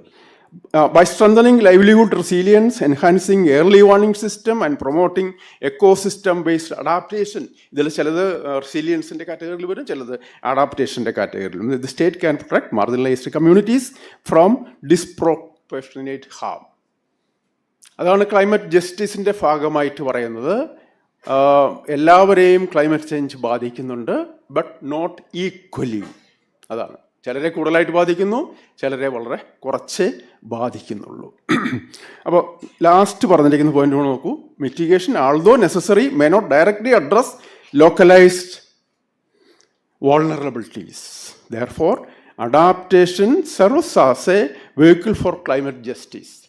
Mitigation സംബന്ധിച്ചോളം in some cases, if you go for adaptation, there would be co-benefits of mitigation. അഗ്രോഫോറസ്ട്രി എടുത്തു കഴിഞ്ഞാൽ, ഫോറസ്റ്റ് എടുത്തു കഴിഞ്ഞാൽ നമ്മൾ നേരത്തെ കണ്ടതുപോലെ മിറ്റിഗേഷൻ ബെനിഫിറ്റ്സും കൂടിയുള്ള സംഗതികളിലേക്ക് പോകുന്നതായിരിക്കും നല്ലത് എന്നുള്ളൊരു പോയിന്റ് കൂടി ഇവിടെ ഞാൻ പറയുന്നുണ്ട്. അപ്പോൾ ഈ ക്ലൈമറ്റ് ജസ്റ്റിസ് പാരീസ് അഗ്രിമെൻറ്റിലുണ്ട്. It is already there. Professor Jayaraman അതിനെക്കുറിച്ച് പറഞ്ഞു. CBDR-RC എന്നുള്ള സംഭവമായിരുന്നു UNFCCയിൽ ഉണ്ടായിരുന്നത്. This NC has been added. National circumstances എന്നുള്ള പ്രയോഗം കൂടി ആഡ് ചെയ്തിട്ടുണ്ട്. ആർട്ടിക്കിൾ 2.2 പ്രകാരം, പാരീസ് അഗ്രിമെൻറ്റിലെ ആർട്ടിക്കിൾ 2.2 പ്രകാരം CBDR-RC അനുസരിച്ച് വേണം നമ്മുടെ ഏതൊക്കെയാണ് nationally determined contribution climate action. ഓരോ സർക്കാരും 5 വർഷം കൂടുമ്പോൾ ഷോർട്ട് ടൈം ആയിട്ട് 5 വർഷം കൂടുമ്പോൾ നിങ്ങൾ എന്തൊക്കെ ചെയ്യും എന്ന് കാണിക്കുന്ന സംഭവമാണ് NDCയിലുള്ള നാഷണലി ഡിറ്റർമിൻഡ് കോൺട്രിബ്യൂഷൻ. അത് എല്ലാവരും കൊടുക്കേണ്ട സമയം കഴിഞ്ഞു. 2025 അവസാനം ഇന്ത്യ ഉൾപ്പെടെയുള്ള രാജ്യങ്ങൾ കൊടുക്കേണ്ടതായിരുന്നു. ഇന്ത്യ കൊടുത്തിട്ടില്ല. ഇന്ത്യ കൊടുക്കാൻ പോകും എന്ന് ഗവൺമെൻറ് ഇങ്ങനെ പറയുന്നു. ഇന്ത്യ ഗവൺമെൻറ്റാണ് കൊടുക്കേണ്ടത്, especially MOEFCC. Nationally determined contributions we have already given.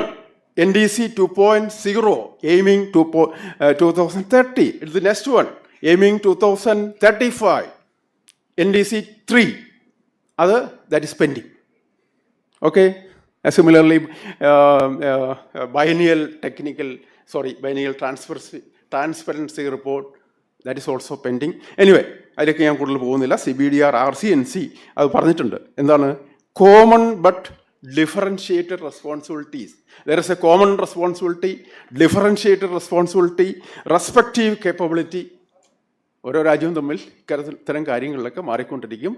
ഇന്ത്യയുടെ അതേ റെസ്പോൺസിബിലിറ്റി അല്ല ചൈനയ്ക്കുള്ളത്, അതേ റെസ്പോൺസിബിലിറ്റി അല്ല യൂറോപ്യൻ യൂണിയനുള്ളത്, അതേ റെസ്പോൺസിബിലിറ്റി അല്ല അമേരിക്കയ്ക്കുള്ളത്. In the light of national circumstances ഓരോ രാജ്യത്തെയും പാവപ്പെട്ടവരുടെയും പണക്കാരുടെയൊക്കെ എണ്ണമൊക്കെ എടുത്തിട്ട് നമുക്ക് സ്ട്രാറ്റജീസ് ചെയ്യാം. അതാണ് NDCയിലും പറഞ്ഞിരിക്കുന്നത്. LT-LEDs, long term low emission development strategies, അതാണ് LT-LEDs. അപ്രകാരമാണ് നമ്മൾ 2070 നമ്മുടെ നെറ്റ് സീറോ ടാർഗറ്റ് പറഞ്ഞിരിക്കുന്ന ഇന്ത്യ ഗവൺമെൻറ്. LT-LEDs പ്രകാരം 2070 ആണ്. അതിന് വേണ്ടിയിട്ടുള്ള സ്ട്രാറ്റജീസൊക്കെയാണ് നമ്മൾ പറഞ്ഞിരിക്കുന്നത്. Role of mitigation with benefits ഞാനൊന്ന് പറഞ്ഞതാണ്.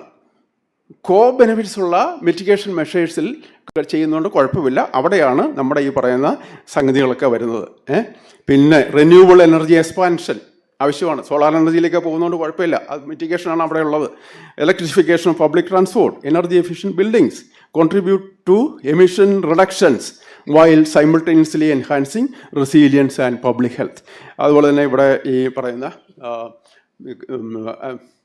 Climate smart agriculture, climate resilience agriculture, അങ്ങനെയുള്ള സംഗതികളൊക്കെ ഇതിൻ്റെ ഭാഗമായിട്ട് വരികയാണ്. Where both sinks as well as sources are there for carbon sequestration, carbon emission, ഇതെല്ലാം ഒരേപോലെ സംഭവിക്കുന്ന സംഗതികളിലേക്ക് നമുക്ക് പോവാം. And now coming back to biodiversity. അതിനെക്കുറിച്ചും ഞാൻ ബയോഡൈവേഴ്സിറ്റി ചെയർമാൻ ആയതുകൊണ്ട് കുറച്ച് കാര്യങ്ങൾ അതിനെക്കുറിച്ചും പറയണം. ജസ്റ്റ് ലൈക്ക് IPCC AR6, അതാണല്ലോ ഇപ്പോൾ കഴിഞ്ഞത്, Assessment Report 6 have been produced by IPCC in 2023. Similar to that, biodiversity ഇതുപോലെയുള്ള സംഭവമുണ്ട്, IPCC പോലുള്ള സംഭവമുണ്ട്, that is called IPBES, International Science Policy Platform for Biodiversity and Ecosystem Services. They produced the Kunming-Montreal Global Biodiversity Framework 2022. അത് പ്രകാരം we are updating National Biodiversity Strategy and Action Plan, State Biodiversity and Action Plan that has already been done. അത് കഴിഞ്ഞു. NBSAP ഇപ്പോഴും പൂർണ്ണമായിട്ടില്ല, അതിൻ്റെ കാര്യങ്ങൾ ചെയ്തുകൊണ്ടിരിക്കുകയാണ്. What are our threats? Habitat fragmentation, land use changes, invasive species, human animal conflict, climate change, unsustainable resource use. ഇതിങ്ങനെ 10 കാര്യങ്ങൾ ഞാൻ പറഞ്ഞിട്ടുണ്ട്, ജസ്റ്റ് വായിച്ചെങ്കിൽ വിടുകയാണ് സമയമില്ലാത്തതുകൊണ്ട്. Habitat protection and ecological restoration, wetland, coastal and riverine ecosystem. So we follow Wetlands Conservation and Management Rules 2017. Okay, 1 minute. Mainstreaming biodiversity in development planning, sustainable agriculture and agro-biodiversity conservation, control of invasive alien species, climate action and biodiversity, then urban biodiversity. So urban biodiversity index, Singapore index. So our biodiversity board has already started for Singapore index. Climate action and biodiversity, strengthening environmental governance. Biodiversity ബോർഡിനെ ശക്തിപ്പെടുത്തണം എന്നൊക്കെ പറഞ്ഞിട്ടുണ്ട് കേട്ടോ. Community based conservation, education and research. നമുക്കിവിടെ എന്താണ് പറയുക, taxonomic research ഇപ്പോൾ കുറഞ്ഞു വരുന്നു എന്നുള്ളത് പല കോളേജിൽ പോകുമ്പോൾ അവർ പറയുന്ന കാര്യമാണ്. ടാക്സോണമിക് റിസർച്ച് ചെയ്യാൻ ഇപ്പോൾ ആൾക്കാരെ കിട്ടുന്നില്ല. അവർക്ക് ബയോടെക്നോളജി റിസർച്ച്, അങ്ങനെയുള്ള ഹൈഫൈ നാനോ ടെക്നോളജി, ഇത്തരം കാര്യങ്ങളിലേക്ക് താല്പര്യമുള്ളൂ.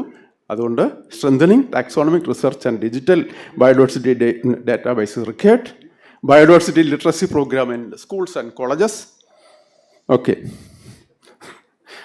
Okay, so when I conclude, I stress 2 points.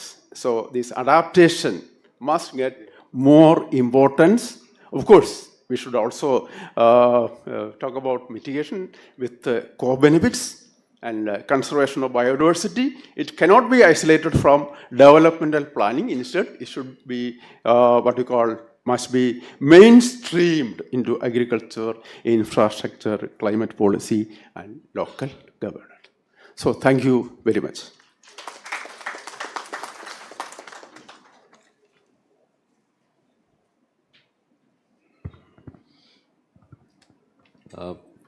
Thank you, Professor George Thomas. So, taking leaves out of his own experience, he elaborately spoke about the topic of his choice, spoke about the triple planetary crisis and the 4 pillars of climate action. He measured or relatively brought out the climate vulnerability of Kerala and how it is exposed to this climate change. He brought out the emission profile of Kerala, and there is the adaptation burden is there, and what are the economic considerations behind that. Apart from other speakers, he also brought out the equity and climate justice, which is still an imaginary target that we are chasing. So he concluded by emphasizing on adaptation rather than mitigation and how it should be woven into the fabric of our climate action. And one important mention he brought in about none other than Donald Trump. I'm not much of a temple goer, but when you visit, Hindu temples, there is one particular god in front of which, people go and just clap their hands and then pass on and then move on to, pray before other gods. I was once asking some of my elders, what is this people are doing there? They say that they have nothing in their hands to offer, so that he watches you, so nothing bad should befall on you. So you're taking in kind of a, what is that, anticipatory bail that nothing bad should happen to you, and then you move on to good gods or gods of good versus gods of evil. That kind of I'm making a very abstract statement here, don't quote me or sue me, but like that, he was mentioning about Trump. When the whole world is going in one direction, the great gentleman is moving exactly in the opposite direction. Anyway, so that made his presentation even more interesting than it actually was. So thank you, Professor George. Now we have, in absentia, Dr. Murali Tummaragudi. So he's not physically present here, but as a panelist, he has sent us video recording. So are we ready? So please.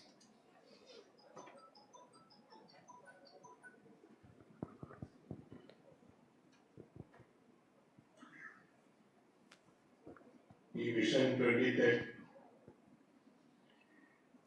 സുഹൃത്തുക്കളെ, ആദ്യമായിട്ട് ഈ vision 2031 പ്രോഗ്രാമിൽ നേരിട്ട് പങ്കെടുക്കാൻ സാധിക്കാത്തതിൽ vision 2031 ഭാഗമായിട്ട് കഴിഞ്ഞ വർഷം കേരളത്തിന്റെ വിവിധ ഭാഗങ്ങളിൽ വിവിധ വകുപ്പുകൾ നടത്തിയിരുന്ന അനവധി കോൺക്ലേവുകളിൽ ഓൺലൈനായിട്ട് പങ്കെടുക്കാനുള്ള അവസരമുണ്ടായി.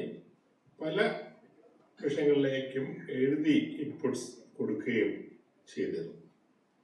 ഇപ്പോൾ അത് കൺസോളിഡേറ്റ് ചെയ്ത് ഒരു വിഷൻ 2031 കോൺഫറൻസ് നടത്തുകയാണ് എന്നാണ് ഞാൻ മനസ്സിലാക്കുന്നത്. കൺസോളിഡേറ്റ് ചെയ്ത ഡ്രാഫ്റ്റ് ഡോക്യുമെന്റ് ഞാൻ ഇതുവരെ കണ്ടിട്ടില്ല. പക്ഷേ ഈ കോൺഫറൻസിന്റെ സമയത്തോ അതിനുശേഷമോ ലഭിക്കുമെന്നാണ് പ്രതീക്ഷ. ഇന്ന് എന്നോട് സംസാരിക്കാൻ പറഞ്ഞിരിക്കുന്നത് എൻവയോൺമെന്റൽ സസ്റ്റൈനബിലിറ്റി ആൻഡ് ക്ലൈമറ്റ് റെസിലിയൻസ് എന്ന് പറയുന്ന വിഷയത്തെ പറ്റിയാണ്. വിഷയത്തെ പറ്റി സംസാരിക്കാനായിട്ട് എനിക്ക് ഏറെ സന്തോഷമുണ്ട്. കേരളത്തിലെ പരിസ്ഥിതിയെ പറ്റി പറയുമ്പോൾ ഞാൻ ആദ്യമായിട്ട് ചിന്തിക്കുന്നത്, പൊതുവെ പരിസ്ഥിതിയെ പറ്റി നമ്മൾ പറയുമ്പോൾ ഒരു നെഗറ്റീവ് ഇമേജാണ് നമുക്കുള്ളത്. പണ്ടുള്ള ക്രിസ്റ്റ്യനായിട്ടുള്ള ഒരു പരിസ്ഥിതിയൊക്കെ കാര്യങ്ങൾ മോശമാണ് എന്നൊരു ചിന്തയാണ് പൊതുവെ ലോകത്തെവിടെയും നമുക്കുള്ളത്. പക്ഷെ ഞാൻ വളർന്നു വന്ന, ഞാൻ കണ്ട കേരളത്തെ ഞാൻ നോക്കുമ്പോൾ കാര്യങ്ങൾ നേരെ തിരിച്ചാണ്. അപ്പോൾ വിഷൻ 2031 പറ്റി നമ്മൾ ചിന്തിക്കുമ്പോൾ ആദ്യമായിട്ട് മനസ്സിലാക്കേണ്ടത് നമ്മളുടെ പരിസ്ഥിതി ഒരു റിക്കവറിയുടെ പാതയിലാണ്, അതൊരു നാശത്തിന്റെ പാതയിലല്ല. അപ്പൊ ആ റിക്കവറി എങ്ങനെ ഓഗ്മെന്റ് ചെയ്യാം എന്നുള്ളതായിരിക്കണം നമ്മുടെ ലക്ഷ്യം. ആ തരത്തിൽ ഒരു പോസിറ്റീവായിട്ടുള്ള മൈൻഡ് സെറ്റോടെ വേണം പരിസ്ഥിതിയെ പറ്റിയിട്ടുള്ള നമ്മളുടെ ചിന്ത നമ്മൾ കൊണ്ടുപോകാൻ എന്നാണ് എനിക്ക് ആദ്യമേ പറയാനുള്ളത്. കേരളത്തിലെ പരിസ്ഥിതി കാര്യങ്ങൾ പൊതു മുന്നോട്ടാണെന്ന് പറയുമ്പോൾ നിങ്ങൾക്കത് ഒരുപക്ഷെ അതിശയമായിട്ട് തോന്നിയെന്ന് വരാം, പ്രത്യേകിച്ചും യങ്ങറായിട്ടുള്ള ആളുകൾക്ക്. എൻ്റെ ചെറുപ്പത്തിൽ ഞാൻ എൻ്റെ നാട് ബംഗാള പെരുമ്പോവറ എറണാകുളം ജില്ലയിൽ എവിടെ ട്രാവൽ ചെയ്യുമ്പോഴും നമ്മൾ ഇന്ന് കാണുന്ന ഹൈദരാബാദ് പച്ചപ്പൊന്നും അവിടെ ഇല്ല. അതിനൊരു കാരണമുണ്ട്. കാരണം അന്ന് നമ്മളുടെ കുക്കിംഗ് എന്ന് പറയുന്നത് മിക്കവാറും വുഡ് ബേസ്ഡ് ആയിരുന്നു. ഇപ്പം മരങ്ങളെല്ലാം തന്നെ വിറകിനായിട്ട് ഉപയോഗിക്കുന്നു. കെട്ടിടം പണിയാനായിട്ട് മരങ്ങൾ വെട്ടി നശിപ്പിക്കുന്നു. വീട്ടിലൊരു ആവശ്യമുണ്ടായി കഴിഞ്ഞാൽ വീട്ടിലെ മരങ്ങൾ ഒരു ക്യാഷ് റിസർവാണ്. പാടത്ത് വളമിടാനായിട്ട് മരങ്ങളിൽ നിന്നാണ് ചവർ വെട്ടുന്നത്. ഇങ്ങനെ പലതരത്തിൽ ആയി വനമല്ല തടികളെല്ലാം വെട്ടി നശിപ്പിച്ച് ഒരു കാലമായിരുന്നു. വനത്തിൽ വന്ന് കൂപ്പും ലേലവും ഒക്കെ ഉള്ളതുകൊണ്ട് വനവും വെട്ടി നശിപ്പിച്ചുകൊണ്ടിരുന്ന കാലമാണ്. വനത്തിലേക്ക് ആളുകൾ കുടിയേറാനായിട്ട് പോയിക്കൊണ്ടിരുന്ന ഒരു കാലഘട്ടമാണ്. ഇത് മരത്തിൻ്റെ കാര്യം മാത്രമല്ല. ഇപ്പം നമ്മൾ കൃഷി എടുത്തു കഴിഞ്ഞിട്ടുണ്ടെങ്കിൽ 1960കളിൽ 8 ലക്ഷം ഹെക്ടർ നെൽകൃഷി ഉണ്ട് എന്നാണ് പറയുന്നത്. അത് ഇപ്പോൾ 2 ലക്ഷം ഹെക്ടറിലേക്ക് പോകുന്നു. അതിൻ്റെ അർത്ഥം എന്താണ്? 6 ലക്ഷം ഹെക്ടർ ഇപ്പോൾ കൃഷിയില്ല. അതിൽ 1 ലക്ഷം ഹെക്ടർ ഒരുപക്ഷെ നികത്തി പോയിട്ടുണ്ടെങ്കിൽ പോലും ബാക്കിയുള്ള 5 ലക്ഷം ഹെക്ടർ പഴയതുപോലെ പ്രകൃതിയിലേക്ക് മടങ്ങുന്ന ഒരു സാഹചര്യമാണ്. നമുക്ക് ചിന്തിക്കുന്ന ആളുകളുണ്ട്, കേരളത്തിൽ നെൽകൃഷി തിരിച്ചു കൊണ്ടുവരണം, അതാണ് ശരിയെന്നല്ല. പക്ഷേ ഞാൻ അങ്ങനെ ചിന്തിക്കുന്ന ആളോ അങ്ങനെ വിശ്വസിക്കുന്ന ആളോ അല്ല. കേരളത്തിൽ ഇന്ന് നെൽകൃഷി തിരിച്ചു വരും എന്നൊരു പ്രതീക്ഷയൊന്നും എനിക്കില്ല. കേരളത്തിൽ ഇപ്പോൾ ലഭ്യമായ, കേരളത്തിൽ എവിടെ നമ്മൾ യാത്ര ചെയ്യുമ്പോഴും കാണുന്ന ലക്ഷക്കണക്കിന് ഏക്കർ നെൽപ്പാടങ്ങൾ, അതിനെ ഒരു തണ്ണീർത്തടമായിട്ട് എങ്ങനെ തിരിച്ച് പ്രകൃതിയിലേക്ക് മടക്കിയെടുക്കാം എന്നുള്ള തരത്തിലാണ് നമ്മൾ ചിന്തിക്കേണ്ടത്. ഇതിന് അനവധി ഉദാഹരണങ്ങളുണ്ട്. ഇപ്പോൾ UK എടുത്തു കഴിഞ്ഞിട്ടുണ്ടെങ്കിൽ അവിടുത്തെ നാഷണൽ പാർക്കുകൾ മുഴുവൻ ഉണ്ടായത് ഇതുപോലൊരു സാഹചര്യത്തിലാണ്. കൃഷി അല്ലാതാവുകയും കൃഷിക്കാർ കുറയുകയും ചെയ്യുന്ന ഒരു സാഹചര്യത്തിൽ കൃഷിഭൂമികളെ കൺസോൾഡേറ്റ് ചെയ്ത് ആണ് നാഷണൽ പാർക്കിനുള്ള ഫൗണ്ടേഷൻ ഉണ്ടാക്കിയത്. എങ്ങനെയാണ് ഇപ്പോൾ തരിച്ചു കിടക്കുന്ന ഏതാണ്ട് 6 ലക്ഷം ഹെക്ടറോളം അല്ലെങ്കിൽ 5 ലക്ഷം ഹെക്ടറോളം നെൽപ്പാടങ്ങൾ നമുക്ക് തിരിച്ച് പ്രകൃതിയിലേക്ക് കൊണ്ടുപോകാനായിട്ട് സാധിക്കുന്നത്? ഇവിടെ പ്രധാനമായിട്ടുള്ള പ്രശ്നം അതിൻ്റെ ഹൈഡ്രോളിക് കണ്ടക്ടിവിറ്റി, കൂടാതെ ഇൻവേസീവ് സ്പീഷീസിൻ്റെ വരവ്, ടേക്ക് ഓവർ, ഇവയാണ്. ഫെർട്ടിലൈസറിൻ്റെ ഉപയോഗം തീരെ ഇല്ലാതാകുന്നു, പെസ്റ്റിസൈഡിൻ്റെ ഉപയോഗം തീരെ ഇല്ലാതെയാകുന്നു, ഗ്രൗണ്ട് വാട്ടറിൻ്റെ ആവശ്യകത കുറയുന്നു. ഇതെല്ലാം പോസിറ്റീവ് ഫാക്ടേഴ്സാണ്. ആ സമയത്ത് വളർന്നു വരുന്ന പ്രകൃതി എന്ന് പറയുന്നത് ഇൻവേസീവ് സ്പീഷീസിൻ്റെ ഒരു ആഘാതം അവിടെയുണ്ട്. 2031 ഞാൻ ചിന്തിക്കുമ്പോൾ ആദ്യമായിട്ട് എൻ്റെ മനസ്സിൽ വരുന്നത് എങ്ങനെയാണ് നമ്മളുടെ തണ്ണീർത്തടങ്ങളെ, കൃഷിഭൂമിയെ തണ്ണീർത്തടങ്ങളാക്കി മാറ്റി എടുക്കുന്നത്, അവിടെ ഇൻവേസീവ് സ്പീഷീസിൻ്റെ കടന്നുവരവ് എങ്ങനെ ഒഴിവാക്കാം എന്നുള്ളത് തന്നെയാണ്.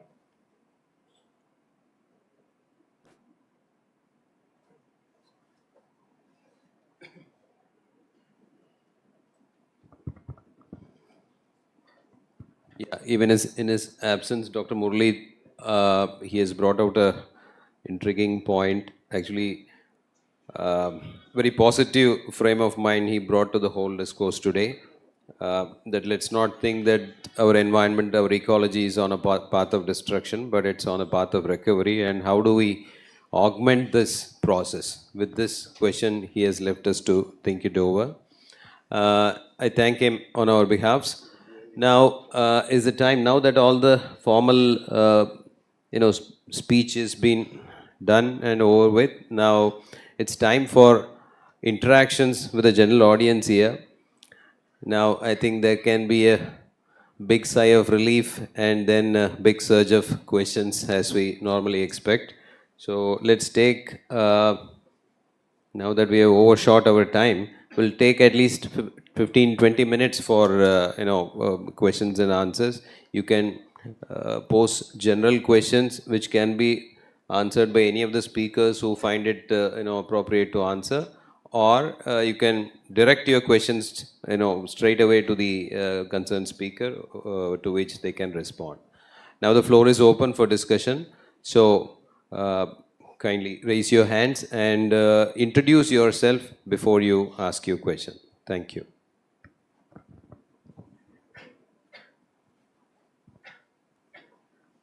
Hello. ബഹുമാന്യ സദസ്സിന് വന്ദനം. ഇവിടെ എത്തിച്ചേർന്നിട്ടുള്ള എല്ലാ പാർട്ടിസിപ്പൻസിനും അങ്ങേയറ്റം നന്ദി രേഖപ്പെടുത്തുന്നു. ഞാൻ ചടയമംഗലം സ്വദേശിയാണ്, കൊല്ലം ജില്ലയിലെ കൊട്ടാരക്കര താലൂക്ക്. ഒരു റിട്ടയർഡ് ഹൈസ്കൂൾ അധ്യാപകനാണ്. ഞാൻ ഈ വാഴ കൃഷിയിൽ ഏതാണ്ടൊരു 100 ഇനത്തോളം വിദേശവും സ്വദേശിയുമായ വാഴകൾ കൃഷി ചെയ്ത് ഈ കഴിഞ്ഞ ക്യാപ്കോൺ എന്ന് പറയുന്ന കേരള യൂണിവേഴ്സിറ്റി നടത്തിയ ഒരു എക്സിബിഷനിൽ പങ്കെടുക്കുകയും അവർ അവിടെ വെച്ച് അതിൻ്റെ അനുമോദനങ്ങളൊക്കെ നൽകുകയും ചെയ്തു. അതിൻ്റെ അടിസ്ഥാനത്തിൽ ബയോഡൈവേഴ്സിറ്റി ബോർഡിൻ്റെ ഒരു പ്രതിനിധിയായിട്ടാണ് എന്നെ ഇവിടെ എത്തിച്ചിരിക്കുന്നത്. അതിൽ ഞാൻ അങ്ങേയറ്റം കൃതാർത്ഥനാണ്. ഇവിടെ 3 കാര്യങ്ങളാണ് ബഹുമാന്യരായ സ്പീക്കേഴ്സ് പറഞ്ഞത്. ഒന്ന് മിറ്റിഗേഷൻ, ഒന്ന് അഡാപ്റ്റേഷൻ, ഒന്ന് റെസിലിയൻസ്.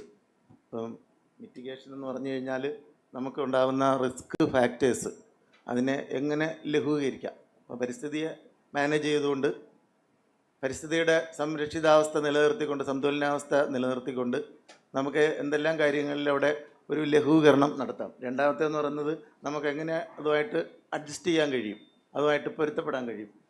മൂന്നാമത്തേന്ന് പറയുന്നത് പ്രതിരോധ മാർഗങ്ങളാണ്. ഇപ്പം നമ്മളെ സംബന്ധിച്ചിടത്തോളം ഞങ്ങളുടെ ഭാഗമൊക്കെ നേരിടുന്ന ഒരു വലിയ പ്രതിസന്ധി എന്ന് പറയുന്നത് നമ്മുടെ ബഹുമാന്യനായ ചീഫ് കൺസർവേറ്റർ ഓഫ് ഫോറസ്റ്റ് അദ്ദേഹത്തിൻ്റെ ശ്രദ്ധയിൽ കൂടി പെടുത്താനായിട്ട് ഉദ്ദേശിക്കുന്ന ഒരു കാര്യമാണ് ഈ പന്നിയുടെ ശല്യം. അത് മുള്ളൻ പന്നിയും മറ്റ് കാട്ടുപന്നിയും വ്യാപകമായി ഈ പറയുന്ന കൃഷിയെ നന്നായി അറ്റാക്ക് ചെയ്യുന്ന ഒരു തരത്തിലേക്കാണ് ഈ കഴിഞ്ഞ ദിവസങ്ങളിലുണ്ടായിട്ടുള്ള സംഭവങ്ങൾ. അതുപോലെ തന്നെ തൊട്ടടുത്ത പുനലൂർ ഈ കഴിഞ്ഞ ദിവസം ഉണ്ടായ സാറിൻ്റെ ശ്രദ്ധയിൽപ്പെട്ട് കാണും. 2 ആക്രമണങ്ങൾ ഉണ്ടായിട്ടുണ്ട്, ഒരാൾ മരിക്കുകയും ചെയ്തു, നിത്യസംഭവമായി മാറിയിരിക്കുകയാണ്. ഇതൊക്കെ ഞങ്ങളെപ്പോലെയുള്ള കർഷകരെ സംബന്ധിച്ചിടത്തോളം ഈ മെഷേഴ്സ് എല്ലാം നല്ലത് തന്നെയാണ്. ഇവിടെ പറഞ്ഞ എല്ലാ പോയിൻറ്റ്സും വാല്യുബിളായിട്ടുള്ള പോയിൻറ്റ്സ് തന്നെയാണ്. നമ്മുടെ എൻവയൺമെൻറ്റൽ സസ്റ്റൈനബിലിറ്റി നിലനിർത്തുന്നതിനുള്ള എല്ലാ ഘടകങ്ങളും എങ്ങനെ നമുക്ക് മുന്നോട്ട് കൊണ്ടുപോകാം എന്നതിനെ ആസ്പദമാക്കിയിട്ടുള്ള വളരെ ഗംഭീരമായ ടോക്കുകളാണ് ഇവിടെ വന്ന എക്സ്പെർട്സ് നമുക്ക് നൽകിയിട്ടുള്ളത്. അത് ഞങ്ങൾ അങ്ങേയറ്റം ഉൾക്കൊള്ളുന്നു.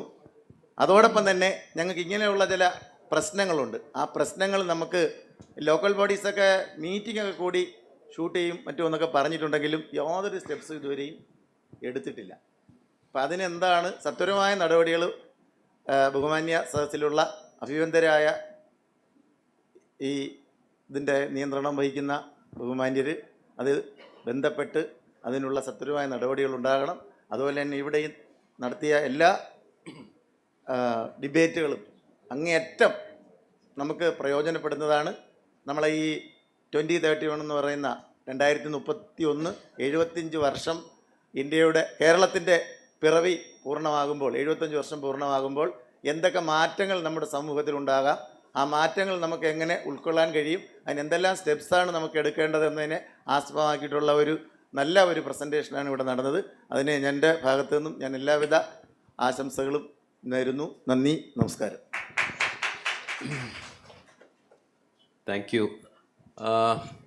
There was a lot of applause for his observations than the question, I think. So, but still, we really appreciate. For the benefit of people who didn't understand what he was asking, he is a banana cultivator, a farmer from Kollam region. So, he was raising 2 things. One is about we're talking about climate resilient, cropping and agriculture. How do we go about it in the face of so many challenges? And among the challenges, he brought out one thing in particular, that is about the human, wildlife or wildlife raiding the crop and the resultant damages. So he's fully supportive of the vision that we are trying to project here, but at the same time, how do we address these issues? That was the question in short. So we have Dr. Pramod here who can respond. Dr. Sudha, would you like to, respond to this? Yeah, I was trying to play the Google Translate here, but I'm sorry, I failed miserably, I think. Okay. Once, well, let him start.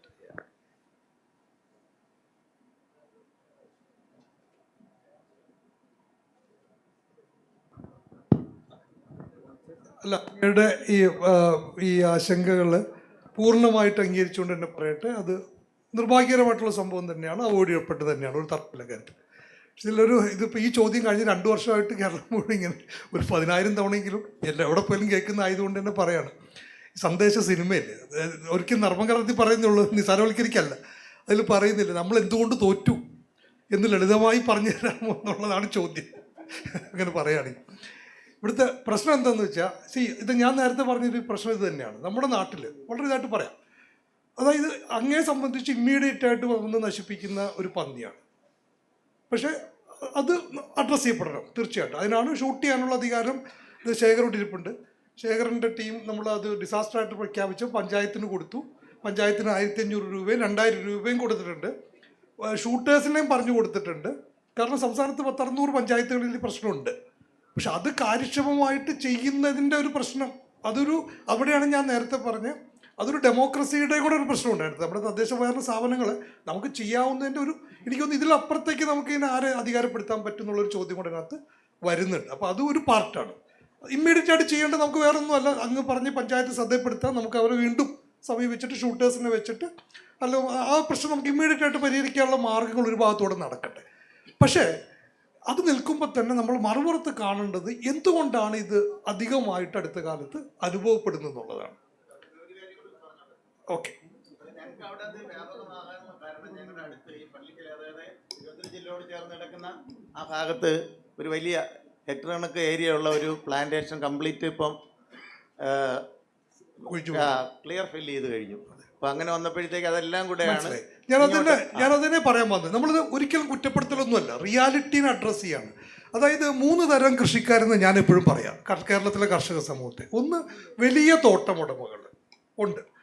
രണ്ടാമത് farm ടൂറിസ്റ്റുകൾ എന്ന് പറയുന്ന ആളുകളാണ്. അപ്പോൾ നഗരത്തിലോ അല്ലെങ്കിൽ വിദേശത്തോ താമസിച്ച് നൊസ്റ്റാൾജി അടിക്കുന്ന സമയത്ത്, ഗൃഹാതുരതയുടെ സമയത്ത് ഇങ്ങനെ വനപ്രാന്ത പ്രദേശത്ത് വന്ന് ലൈഫ് സ്റ്റൈലിൻ്റെ ഭാഗമായിട്ട് കൃഷി ചെയ്യുന്നതും. മൂന്നാമത് ചെറുകിട കർഷകരും കർഷക തൊഴിലാളികളും. ആദ്യത്തെ 1ഉം 2ഉം അല്ല അവിടുത്തെ പ്രശ്നം. അത് അവരുടെ ധാർമ്മിക, അവർക്ക് ഉത്തരവാദിത്തമുണ്ട് തീർച്ചയായിട്ടും. പക്ഷെ നമ്മുടെ സമൂഹത്തിൻ്റെ പൊതു ഉത്തരവാദിത്തം 3ാമത്തെ കാറ്റഗറിയാണ്. അതിന് സമൂഹം ഏറ്റെടുക്കണം എന്ന് തന്നെ ഞാൻ പറഞ്ഞു വരുന്നത്. അത് ഏറ്റെടുക്കൽ ഞാൻ ഈ പറഞ്ഞത് ഈ കാട് വെട്ടി തെളിക്കേണ്ട ചുമതല ആരുടേതാണ്? അല്ലെങ്കിൽ കേരളത്തിലെ 18% ഇപ്പോൾ ഈ വർഷം കേരളത്തിൽ ഇന്ന് വരെ ഈ പന്നി ഇടിച്ചു മരിച്ചത് 5 പേരാണ്. കഴിഞ്ഞ വർഷം മരിച്ചത് 11 പേരാണ്. ഈ 11 പേരും മരിക്കുന്നത് വനത്തിന് വെളിയിലാണ്. നല്ലൊരു ശതമാനം ആളുകൾ മരിച്ചത് പാതയോരങ്ങളിൽ കാട് മൂടിയതാണ്. ഇതാരാണ് തെളിക്കേണ്ടത്? അത് നമ്മുടെ സമൂഹത്തിൻ്റെ, ഞാൻ അടങ്ങുന്ന സമൂഹത്തിൻ്റെ ബാധ്യതയല്ല. നമുക്കെല്ലാവർക്കും കൂടെ ചെയ്യേണ്ട ഒരു കാര്യം അതിൽ വരുന്നില്ലേ? അതിനുള്ള ചെലവ് വഹിക്കാനും നമ്മൾ ബാധ്യസ്ഥരാവുന്നുണ്ട്. ചെറുകിട കർഷകർക്ക് കാട് മൂടിയ കൃഷിയിടങ്ങളിൽ കൃഷി ഒരുങ്ങി കൊടുക്കാനായിട്ട് നമുക്ക് പറ്റുമെങ്കിൽ കൃഷിയും പുനരുജ്ജീവിക്കും, ഈ വന്യജീവി ശല്യം കുറയും. കാരണം മൃഗത്തിന് ഇത് അറിയില്ലല്ലോ, ഇത് കാടാണെന്നോ ഇത് പട്ടയഭൂമിയാണെന്നോ റിസർവ് ഭൂമിയാണെന്നോ ഇന്ന് പറയുന്ന പോലെയാണ്. ഒരു സ്ഥലത്ത് പെയ്യുന്നൊരു കാറ്റ് ഒതുക്കി നിർത്താൻ നമുക്ക് പറ്റാത്ത പോലെ പ്രശ്നമാണ്. അവിടെയാണ് ഞാൻ ബാലകൃഷ്ണനോട് നേരത്തെ പറഞ്ഞ ജൈവ വൈവിധ്യത്തിൻ്റെ 41(3) പഞ്ചായത്തുകൾക്ക് വിഭവം സമാഹരിക്കാൻ പറ്റും എന്ന് അത് ഞാനൊരു ദീർഘകാലാടിസ്ഥാനത്തിൽ പറഞ്ഞതാണ് ആ കാര്യം. അതിലേക്കാണ് നമ്മൾ യഥാർത്ഥത്തിൽ ഇതിൽ പോകുന്നത്. പക്ഷേ അടിയന്തരമായിട്ട് ചെയ്യേണ്ടത് അങ്ങയുടെ പ്രശ്നം പരിഹരിക്കാൻ ഇത് കഴിഞ്ഞിട്ട് ശ്രദ്ധയിൽപ്പെടുത്തുകയാണെങ്കിൽ നമ്മൾ കൺസേൺഡ് ആളുകൾ നമ്മൾ ശ്രദ്ധയിൽപ്പെടുത്താം. My name is Ranjan Matthew Verghese. I work with WWF India. My question is a general question, but maybe Professor Van Meel can take the question because he already introduced the book, What We Can Learn from the Dutch. So what I am thinking is, like we are thinking about the current and the future development. Two of the things which is there is going to be the demand and the supply. Obviously, we all know that the demand is increasing at a very high rate, whereas the supply, if you're looking at Kerala, the 30,863 square kilometers is going to be the same. So what my always concern as I work in this field is that we are always trying to address the supply side, not the demand side.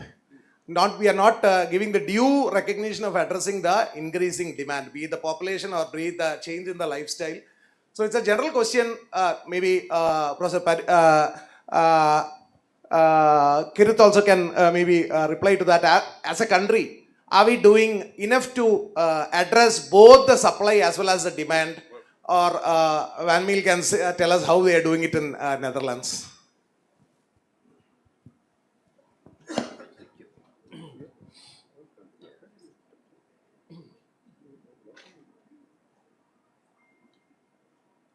Thank you very much for this question. It's a complicated one, I think, as it is here apparently. Well, I think we are in slightly, well, not slightly, a big different position as you are here in Kerala, although Kerala is, of course, within the perspective of India as a whole, a very advanced state. So that is very clear. So, but we don't have really this problem of demand and supply, because basically everything's there. So I think it's more an issue maybe for countries which have this particular supply and demand, because the supply may be not enough for the demand. But well, I think we're producing more than we need to supply, so we can export. So that's my personal view. So please, I think it's something you have to solve in here in Kerala. Please.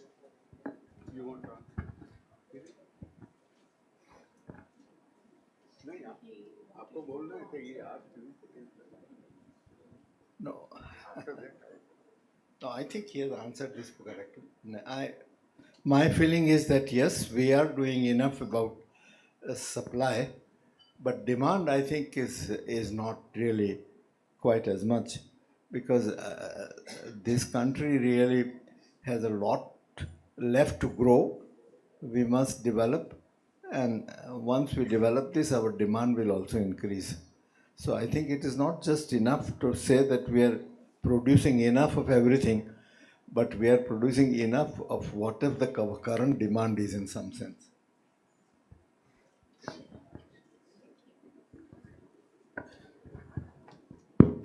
I really think that, I'm hidden by this.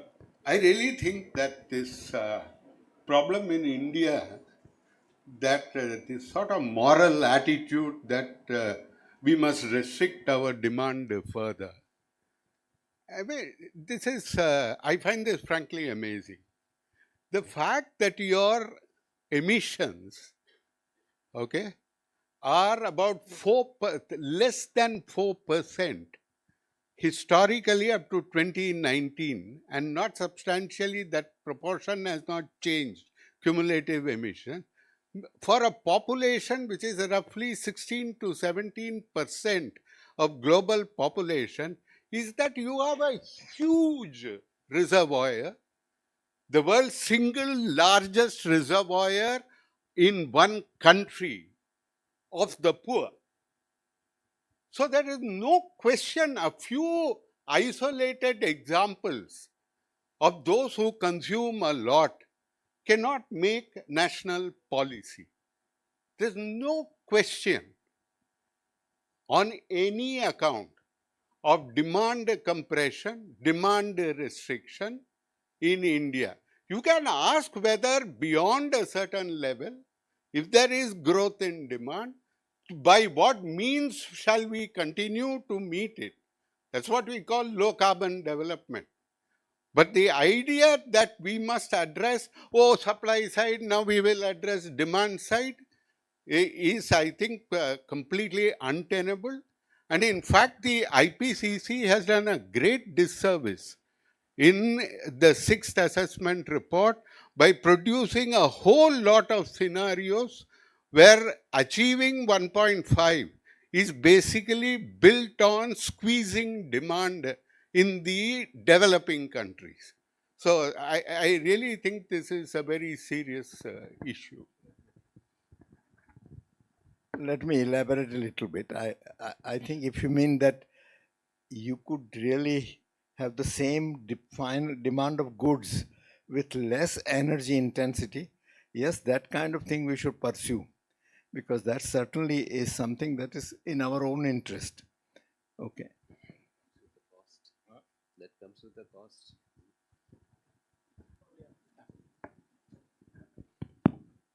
I'm George De Cruz from Kollam. Immediately after retirement from the college, I was there in the Biodiversity Board for 3 years as program coordinator.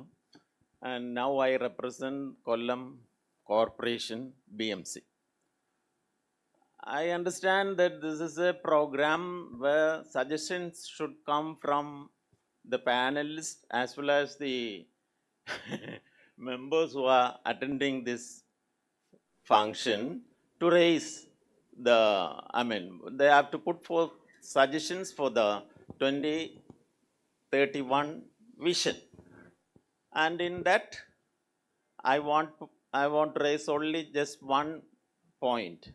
That is, as far as our national highway development is concerned, of course, it is one of the classic development program. And all our programs are designed as per Green Protocol. And what I want to say is that when I asked ChatGPT, they say that there is no concrete record or report regarding the trees cut for the development of the highway. Anyway, they gave a rough idea that around 74,921 trees have cut. That's as far as the city, the road goes through the city areas mainly. And the the heat islands are developed over the cities, in the atmospheric heat islands. And one of the solution was these trees on either side of the highways. But at present, all those trees are cut, and exact number we don't know. And as per the Green Protocol, it is proposed that 10 times the number of trees cut will be planted. But the NHAI is also telling that no progress has been observed regarding this. And I want to know actually what's the current status of that. The development is very crucial and essential, and that should be as per Green Protocol. And what we understand is that on either side of the service roads, there are no spaces. There is no space to plant trees. Anyway, we have to find some sort of solution to replant these cut trees. What are the programs? Any suggestion for that? I just want to know that.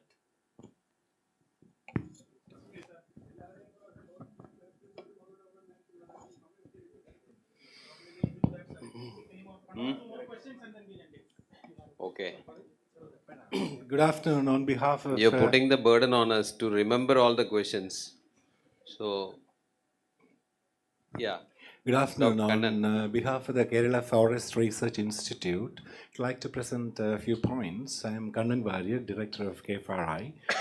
We understand that integrating forest-based solutions into mainstream development planning is essential for Kerala's climate resilient future. And why this matters now? We understand that the frequent extreme rainfall, floods and landslides, water stress in dry seasons despite high annual rainfall, habitat fragmentation and biodiversity decline, rising infrastructure vulnerability in ecologically sensitive areas, and strategic importance of forests for Kerala's climate resilience and disaster risk reduction, water security, climate mitigation, biodiversity and ecosystem services, inclusive green economy. And the current policy gaps include forest ecosystem services insufficiently integrated into infrastructure and economic planning, fragmented land use decisions across sectors, limited climate risk screening for development projects in ecologically sensitive zones, inadequate long-term ecological monitoring and adaptive management frameworks, underutilization of community participation in conservation.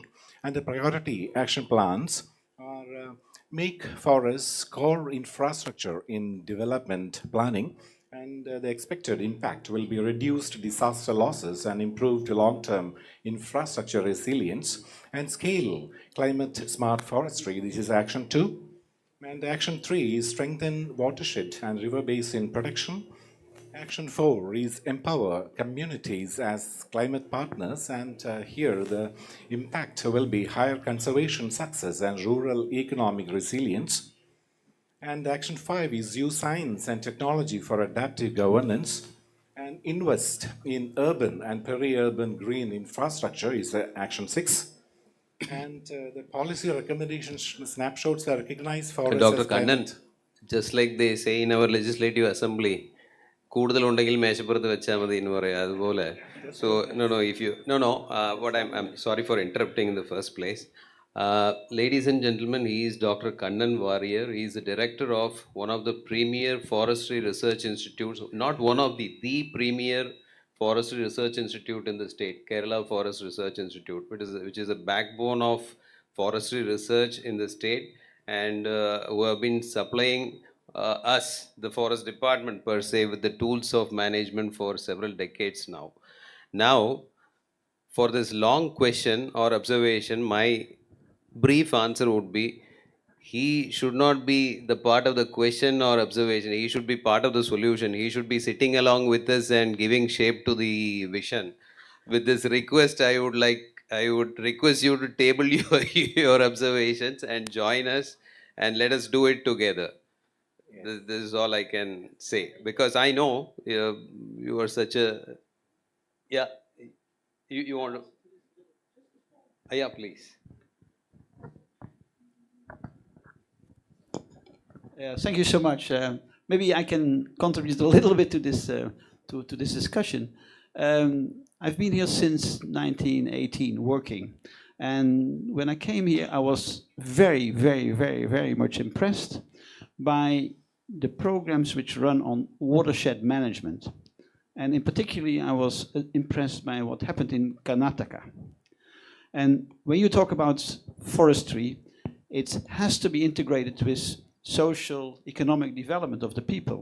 If you can manage that people get interested from an economic and social point of view in your reforestation and combine that with watershed management, I mean the whole resilience against climate change in your hilly and mountainous area will have will take a lot of advantage from that. So I would promote also again, which I've also been doing in Geneva on the International Reconstruction Congress, to promote your example, which I think is one of the best in the world, on watershed management. So I would commend on this one for you, all your work which you have done, and please keep on going and combine it with social and economic development, and that will be the key to a good solution and resilience of your people. Thank you. ഞാൻ Joseph Thomas, ഞാൻ കേരള ഗവൺമെൻറ്റിൻ്റെ വിശ്വമിത്ര award വിന്നറാണ്. ഞാൻ echo ഫ്രണ്ടിൽ ഒരു paper mill നടത്തിയിരുന്നു, 400 പേര് work ചെയ്തിരുന്നത്. അത് സമരം ചെയ്ത് പൂട്ടിക്കഴിഞ്ഞ് എൻ്റെ ഒരു 10 ഏക്കർ സ്ഥലത്ത് ഞാൻ കൃഷി തുടങ്ങി എനിക്കൊരു 200ഓളം തെങ്ങുണ്ടായിരുന്നു. 12,000 തേങ്ങ കിട്ടുമായിരുന്നു. ഇപ്പോൾ 20 തേങ്ങ തികച്ച് കിട്ടുന്നില്ല. മലയെണ്ണ, കുരങ്ങ്, അതുപോലെ തന്നെ വേഴാമ്പലൊന്നും ജാതിക്ക മൊത്തം ഊരിക്കൊണ്ട് പോകുന്നു. ഇങ്ങനെയുള്ള ഒരുപാട് പ്രശ്നങ്ങളുണ്ട്. കൂടുതൽ വിശദീകരിക്കുന്നില്ല. ഞാൻ 90 മുതൽ ഈ നമ്മുടെ എൻവയോൺമെൻറ്റ് ഡിപ്പാർട്ട്മെൻറ്റ് ഇതിൻ്റെ പൊല്യൂഷൻ കൺട്രോൾ ബോർഡിൻ്റെ മീറ്റിങ്ങിൽ എനിക്ക് അവാർഡും കിട്ടിയിട്ടുണ്ട്. അപ്പോൾ അന്ന് തൊട്ട് ലക്ഷക്കണക്കിന് തൈ കേരള ഗവൺമെൻറ് ഇവിടെ പ്ലാൻ ചെയ്യുന്നുണ്ട്. അതിൽ കൂടി പറഞ്ഞാൽ 10% പോലും ഇപ്പോൾ കേരളത്തിൽ. അതിൻ്റെ കാരണം എന്തെന്ന് വെച്ച് കഴിഞ്ഞാൽ തൈ കൊടുക്കുന്ന ഒരു 6 ഇഞ്ച് 8 ഇഞ്ച് ഉള്ള തൈയാണ് കൊടുക്കുന്നത്. ഇത് വഴി സൈഡിൽ കൊണ്ടുവയ്ക്കും, ഇത് ചവിട്ടി മതിച്ച് കളയും. എൻ്റെ കയ്യിൽ 350 വെറൈറ്റി കാട്ടുമരങ്ങൾ, 500 വെറൈറ്റി ആയുർവേദം വെച്ച് ഞാൻ ഹോൾഡ് ചെയ്യുന്നുണ്ട്. പിന്നെ ഈ പന്നി മാത്രമല്ല, ബാക്കിയുള്ള മരങ്ങളുടെ ശല്യമുണ്ട്. പിന്നെ ഒരു അഭിപ്രായം, ഈ പന്നിയെ വെടിവെച്ചിട്ട് കുഴിച്ചിടാതെ അത് കാഴ്ചകളായി കൊടുക്കുകയാണെങ്കിൽ ലക്ഷക്കണക്കിന് രൂപയുടെ അങ്ങനെ ലാഭം ഉണ്ടാക്കാം. ഈ ബാക്കിയുള്ള മൃഗങ്ങളെ, പന്നിയെപ്പോലെ തന്നെ ബാക്കിയുള്ള മൃഗങ്ങളുടെ കാര്യത്തിൽ ഒരു തീരുമാനം ഉണ്ടാക്കണം.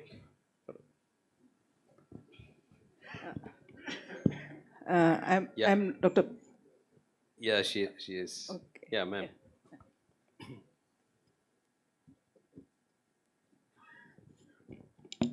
Good afternoon. I am Professor Thangamani, retired from Environmental Engineering Department, College of Engineering, Trivandrum, and I am representing my mother, Devagi Amma, custodian farmer from Biodiversity Department, and I am happy to inform everybody that she received the Padma Shri for the coastal forestry hospital. And in fact, that my question is related with that. So can you suggest that carbon credit system so that people like us, mother after an accident in 1980, she couldn't go for farming. We had the paddy fields and everything that has been stopped.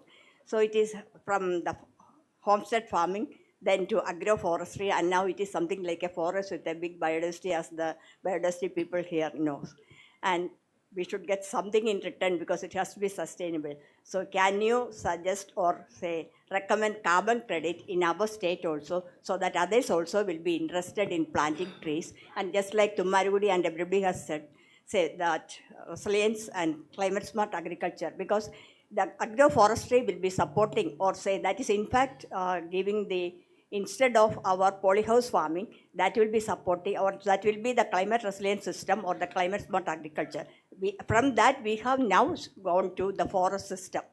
And mother, say, she cannot come here, she is 92, so I am representing her. Thank you. That carbon credit, that is my question. Ma'am, I can briefly answer that. In my working in the department, in exploring voluntary carbon market and what is its worth. So I've come across that there has been successful examples of farmers getting the benefits of carbon, especially in Haryana and in several other places. And agroforestry has been the model there, which has been fetching the carbon benefits to them. We can definitely try, and Biodiversity Board is here. We are all here with you. We'll definitely work on that. Thank you, sir. Yes, yes, ma'am. My question is to Dr. Jairam. We are talking about emission divide for a long time. If you remember correct, from IPS, People Science Network onwards, we are fighting against it. And what's the way out? We are still talking about emission divide, and what are we planning to do for Vision 2031? Any protests or anything like? Emissions divide. Emission reductions. Just 2 points. Let me very quickly say something about carbon markets and then I'll answer your question also. I think there's a fundamental problem with carbon markets, which is that those who are keen to do much, who are able to do much, are then as a result helping people get away with things which they are supposed to do but not doing. This is fundamental to carbon markets. Yaar pannama, they are not doing it. And so they say, you do it on our behalf, we'll give you some money, please do and help us. I think what we need is another model. And I think this has been insufficiently explored, even though India has expressed interest, what are called non-market approaches to cooperation in Paris Agreement. That is one route. The other is our own cooperative means of incentivizing action on biodiversity, carbon sequestration if it is possible, agroforestry, whatever. I think we need some other mechanism. Even an internal carbon market in India, I find very problematic because currently what has happened is entire corporate India is busy trying to tell farmers what they should do. And in the last 5 years, corporate India, in terms of carbon action, climate action, reducing their carbon footprint, has been doing actually less and less. Now they will do something because they are forced by CBAM to do something. But if you look at the literature, you look at the reports, what is it that corporate India is doing for climate action within their plant and factory and corporate boundaries? That is really coming down. Well, they are all busy trying to tell what farmers should do in different parts of the country. So I think we need a new vision, and perhaps Kerala is a place where you can have a new vision of a cooperative approach to incentivizing carbon action. And about emissions, see, eventually, if you don't reduce emissions, emissions will increase, temperature will increase. So where are we today compared to, you refer to what we started talking about, all of us in the All India People Science Network, in the science movement 15 years ago. I started this business of, talking about carbon budgets in 2009. So what has happened in the meantime? In the meantime, the carbon budget is less. Temperatures are rising. So I think our inability to reach an agreement is not because those who emit less have to emit lesser. That's not going to happen. That's physically impossible. Okay, so I think, economically, certainly impossible. So the end result is we are in this state of confrontation, and we have to see if technology will help us. But otherwise, to name and shame the big emitters, those who bear the greatest responsibility into doing more, is the only defense that the weak have. Unfortunately, this is not a happy message. But at the same time, this does not mean that we suddenly sort of say in a fit of moral outrage, we decide that we will substitute for them, that we cannot. It's simply not going to be possible. So this is where we are today. We are looking at 1.5, the carbon budget being crossed in a few years, the reality. And as my colleague, Dr. George Thomas sort of quite eloquently observed, and as I also mentioned in the beginning, adaptation has to become a real concern and a real priority, and far more seriously, far more engaged in detail than where we are with it today. That's Thank you. Thank you, Dr. Jairam. Probably we'll take the last Okay, thank you. Thank you for question, or giving the me the last chance. but one question. Yeah, I'm Dr. Prema from Kerala Agriculture University. So my question is mainly queries towards Dr. Sunitha. Yeah, it is regarding, we have been talking, Sutha, it's okay. So we have been talking about this disaster loss assessment and all. And also the Sendai framework. It has said that there is something around 42% reduction in when you assess the damage and loss assessment. And as part of, after this floods, 2018 floods, and we have been giving compensation to the farmers and all. But at the same time, this reduction is there. And what I found as a result of a study is that the farmers are getting very less compensation, and that is to the tune of, in the Chalakudi River Basin, we have done it. And that is to the tune of, in the case of even crops alone, because by that time the COVID has come, so we were not able to do it elaborately. That reduction was to the tune of something around 60 to 70%. So my question is, because the thing is that the officials concerned with this are not, they cannot differentiate between damage and loss. So if you are coming to agriculture, that is very different. So, and the farmers are being paid very less only in the name of compensation or even insurance. So any sort of work that you have done in that side, in that angle or something. And another thing is towards a general concept note that we got. And in that, I think we missed the coastal zone and zone management of such areas, I think. And as part of this researcher side, from the researcher side, what we find is that there is a lack of data and the granularity of the data. That is, we are getting it whenever we want to do something about some projections and all those things. We are getting it at the district level at the most. And if you are going to the coastal zone studies and all, we need it at the more base level. So there should be the data availability. And many of the data are with IMD that they need to be priced, they are priced also. So for the research side, such type of thing is required. Okay. Sir, last. I can quickly answer your question. I haven't really worked on disaster payments, but two things. I've worked a bit on insurance, and I think insurance is not a solution at all, because the incentive for insurance companies is to deny payments. So I think insurance is not a solution, disaster payments is.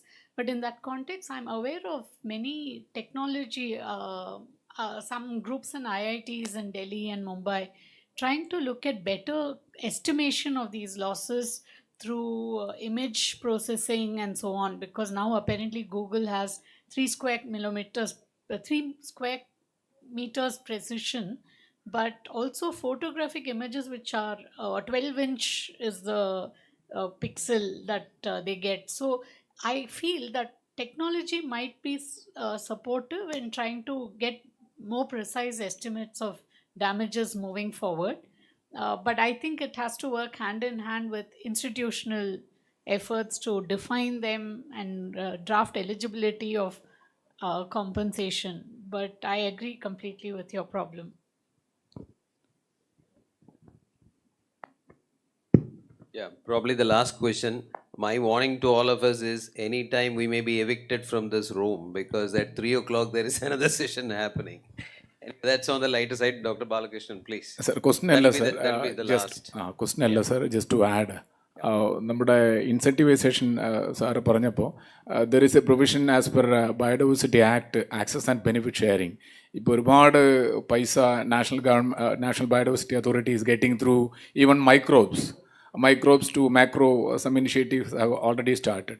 So access and benefit sharing, that possibility we have to explore for each and every sector, including agrobiodiversity, that seed sector also, for utilizing for the hybridization, further breeding and all. The commercial company is giving corresponding money to the NPA and in turn to the farmers. So that possibility is there, sir. Then apart from that, this policy, regarding the policies, invasive alien species policy, first time in the country, the state government of Kerala submitted to Kerala government that draft policy after a series of consultation. Then apart from that, there is great policy scope for conservation of agrobiodiversity, ma'am. See, of course, there is Plant Variety Protection and Farmers' Rights Act in 2001. In fact, it is for Professor Swaminathan developed that for incentivizing those who are conserving the traditional not breeds, only crops. We are getting National Genome Savior Award, Community Award, 1 lakh rupees and 10 lakh rupees out of that. But there is no serious effort for supporting the custodian farmers of our country. Especially we started in Kerala as part of Rebuild Kerala initiative, supporting such farmers, custodian farmers, those who are conserving the traditional breeds and crops. Some incentivization, some recognition, that's all. So apart from that, what we are going to have in our Vision 31 document, this is, of course, I'm the solution maker along with this team. The farmers are concerned about that. We are developing small model out of this. So many enactments are there: Wetland Conservation, Paddyland Protection Act, River Bank Protection Act, this PPVFR Act, Biodiversity Act. So many enactments are there. The convergence of all these ultimately leads to proper planning at the grassroots level. So the concept of BMC, Biodiversity Management Committee, as per Section 41 of BD Act, is very important in that sense, as Pramod sir mentioned. Thank you, sir. Thank you, Mr. Balakrishnan. Thank you for the positive outlook and a positive addition to the deliberations of the day. And with that, we come to the end of the question or suggestions session. Now, I'd like to request, before we formally conclude, a summary of today's deliberations will be presented briefly by Dr. Shekhar Lucas Kuriakos, who is the Member Secretary of the Kerala State Disaster Management Authority. Good afternoon, everyone. I know I am the one who is standing between you and your lunch. Let's talk about the summary from the perspective that Murali threw up. Let's do it positively. Ecosystem is probably degrading in its stricter sense, but then don't take it that way. Try to see the positive side. The ecology is not perishing in itself. It is rebounding. It has a nature of coming back, and we are all trying to contribute to that. Even in this discussion, we are trying to contribute to that. There are a lot of active minds in the world which is trying to do this. When we try to look at it from the positive side, we have to also look at it from the perspective of what Professor Chairaman was mentioning, that there is a grayness between the mitigatory actions as well as the adaptation actions. Partly because that mitigation funding is more clear and concrete, and adaptation funding is still not. If you look at one state like Kerala, the mitigation funding runs to about 400 crores. Name the adaptation funding that we have. The country doesn't have this. This country has a mitigation funding, and hence a lot of emphasis and project palatability is for mitigation. Therefore, we have to probably take out certain devious means of attracting mitigation funding and utilizing it more effectively in adaptation, and that's the most practical way, and hence many places you see this grayness and bias. However, that criticism is well taken and well understood. We will definitely consult in the course of framing this adaptation mission more concretely. We heard the emphasis that Professor Kirit Parikh had mentioned to us, told from his long history of being part of this planning process, that everything has to be evidence-based.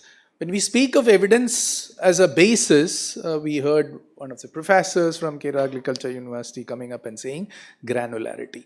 I would also emphasize here and put out the point that it is not only about granularity, it is also about disaggregation. It is also about disaggregated data and the availability of that data. From the State Disaster Management Authority side, we have thrown out a lot of data in public domain. It's available to a lot of researchers sitting here. Many are using it as well. But we don't see that transparency coming out in many institutions that we hope should have. Sooner or later it will happen because there are evidences of data slowly starting to come out. Maybe a little dated, but over time it will also gain currency. That's what I think will have. When it comes to the debate of what Professor Jayaraman again mentioned about this equity, clarity and protection of vulnerable communities, it has always been the case world over, and we heard Madam also mentioning that starting from the first Kerala Study Congress, probably from the People's Campaign period, it has had been a debate that whether the poorer are getting poorer and the poorer are impacted more as against the richer, which is probably the case, but the evidence of 2018 talks to us slightly differently. We had the rich living along the river banks who were impacted more because we do the damage and loss assessment and we are the custodians of the data. It's also available in the PDNA, which Professor Mr. Paul was also part of. The PDNA reports brings that out very granularly to showcase to you that the impacts were pretty heavy on people who assumed themselves to be much more financially resilient to these kind of shocks. So when you look at shock absorption capacity, maybe we have a different story to tell in Kerala. And that needs a further reading in detail when it comes to granular evidence making. Now, when we look at what Paul said, coming from my second home, the Netherlands, I studied there, lived there for long. Also, my good friend Shijo is here. We lived there for long. And the lessons there have been very well encapsulated when the PDNA was being made, and later we translated into the Rebuild Kerala Development Program. When the program was taken up, this was very well discussed. Yes, we reached a stage where now we have at least a Kerala water policy to discuss about and to debate. It takes a long time to convince a society which lived with water to be devoid of water. You know, in Kerala, there is a saying, "Thalekku meede vellam vannal adukku meede thoni irakkanam," which means that if you have water above your head, float a boat above it. That's the way that people of Kerala have always been, trying to live in this state. But we don't have to always take out the boat, and we need to probably try and slowly educate them in it, because the losses of the past are not the losses of the present. And that systemic change that the Dutch brought about is a lesson that we have strongly learned, because our Honorable Chief Minister visited there, and Murli was also very actively canvassing him to visit Netherlands and learn it from the Netherlands. And yes, of course, King came here. We all had an opportunity to interact with him. Your constant support is there. Through this, we will slowly move on to a stage where our infrastructure is stronger. The spatial planning is the most important and the key lesson that we need to learn from the Netherlands. In Kerala, we have started what is called risk-informed spatial planning, and this is now part of the town planning process in the state.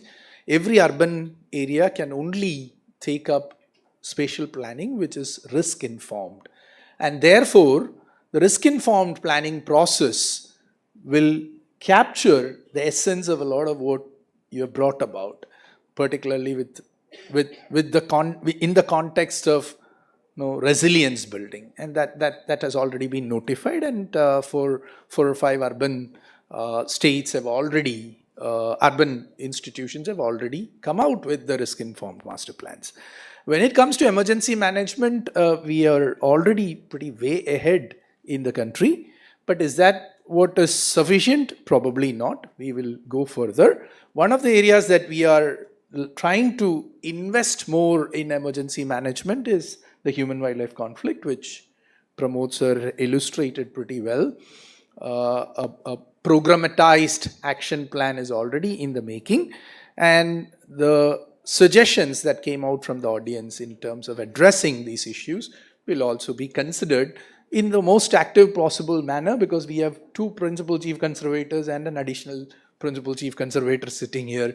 I don't have to be their mouth. They have already told that they will take care of that.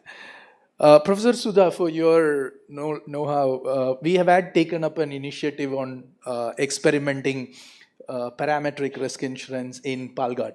A very active effort was done, and it's still continuing with the support of Kerala Innovation and Development Council, wherein heat impacts and extreme events are predetermined based on threshold exceedance, and payments are made. So there is some exercise that is happening. You spoke about drones. Kerala's Fuselage, startup company of Kerala, received the Aspirational Startup Award 2 weeks back for drone utilization in agriculture sector. The startup comes from us, from the state of Kerala. Professor George did mention about the perspectives of carbon. Also, Jayaraman sir contributed it with a slightly different perspective. Carbon market is pretty difficult to tap in from a very granular manner. Because I also look at climate change adaptation mission, where we actively look at carbon as a commodity to trade and make money of. And we have made a small inroads very recently, and I was sharing that with our colleague, Mr. Sunil Pamadi, who is the Director of Environment and Climate Change.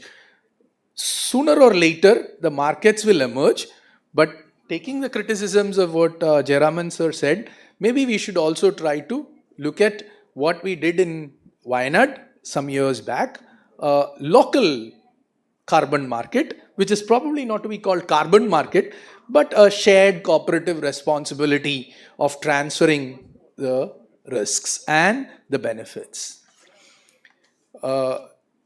Concluding with what Murali said at the end, we have to probably look at trying to bring out action points and projects that would eventually take this perspectives and the collective wisdom of the state into action. That essentially requires one thing, and that is money.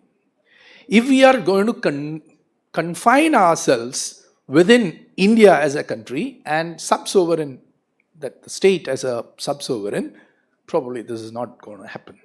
Paul rightly mentioned about what Dutch does. The pockets there are very deep, and our pockets are so small. So if our aspirations are as Dutch, and if our pockets are smaller than the Dutch, we don't reach the aspirations. So we have been telling Ministry of Environment and Forest and also Ministry of Home Affairs, which we deal with routinely, that you need to open the box. Let the states go and tap into resources that are available elsewhere in the world. And there is a lot of people who are willing to contribute to sub-sovereigns. That, if happens, we will accelerate the actions. Money counts. Money is what ultimately will matter. Thank you. Thank you, Dr. Shekhar. Yeah. Now for the last ceremonial presentation of today. So before that, on my behalf, I sincerely record my gratitude to all the eminent panelists here, and all the participants for their patience and participation. Now, yeah, Dr. Arun. So thank you, ladies and gentlemen. It's a pleasure to propose a vote of thanks as a token of our appreciation. First of all, I would express our gratitude, deep sense of gratitude to honorable ministers who are present here, who have given us their part of the vision. In their absence, I would like to thank Honorable Minister for Forest and Wildlife, Sri A.K. Shashindran, and Honorable Minister for Revenue, Sri K. Rajan, for their presence. Next, it's an opportunity to thank our moderator for the day, Dr. P. Pugarendi IFS. As a token of appreciation, we have something that would remind him definitely of environment. So,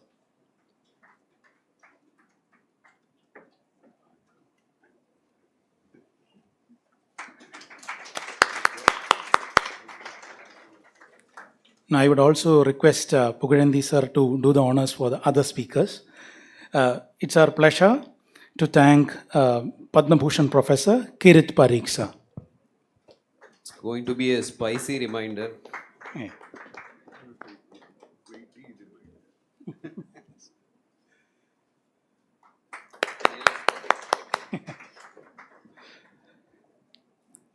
It's a pleasure to thank Mr. Paul Van Meel.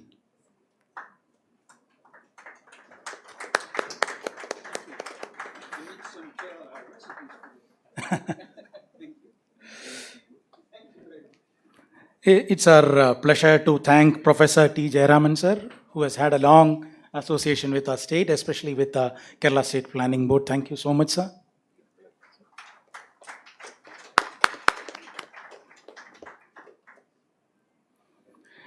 Let me thank Dr. Pramod G. Krishnan, IFS, panelist. Thank you so much for your participation, sir. Senior Research Fellow, Dr. Sudha Narayan, Madam. Thank you. Thank you so much for being here for us, ma'am.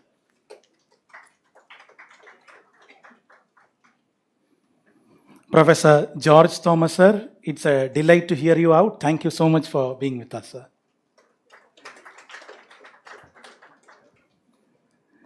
And thank you, Dr. Shekhar, sir, being with us always. Thank you so much for your participation, sir.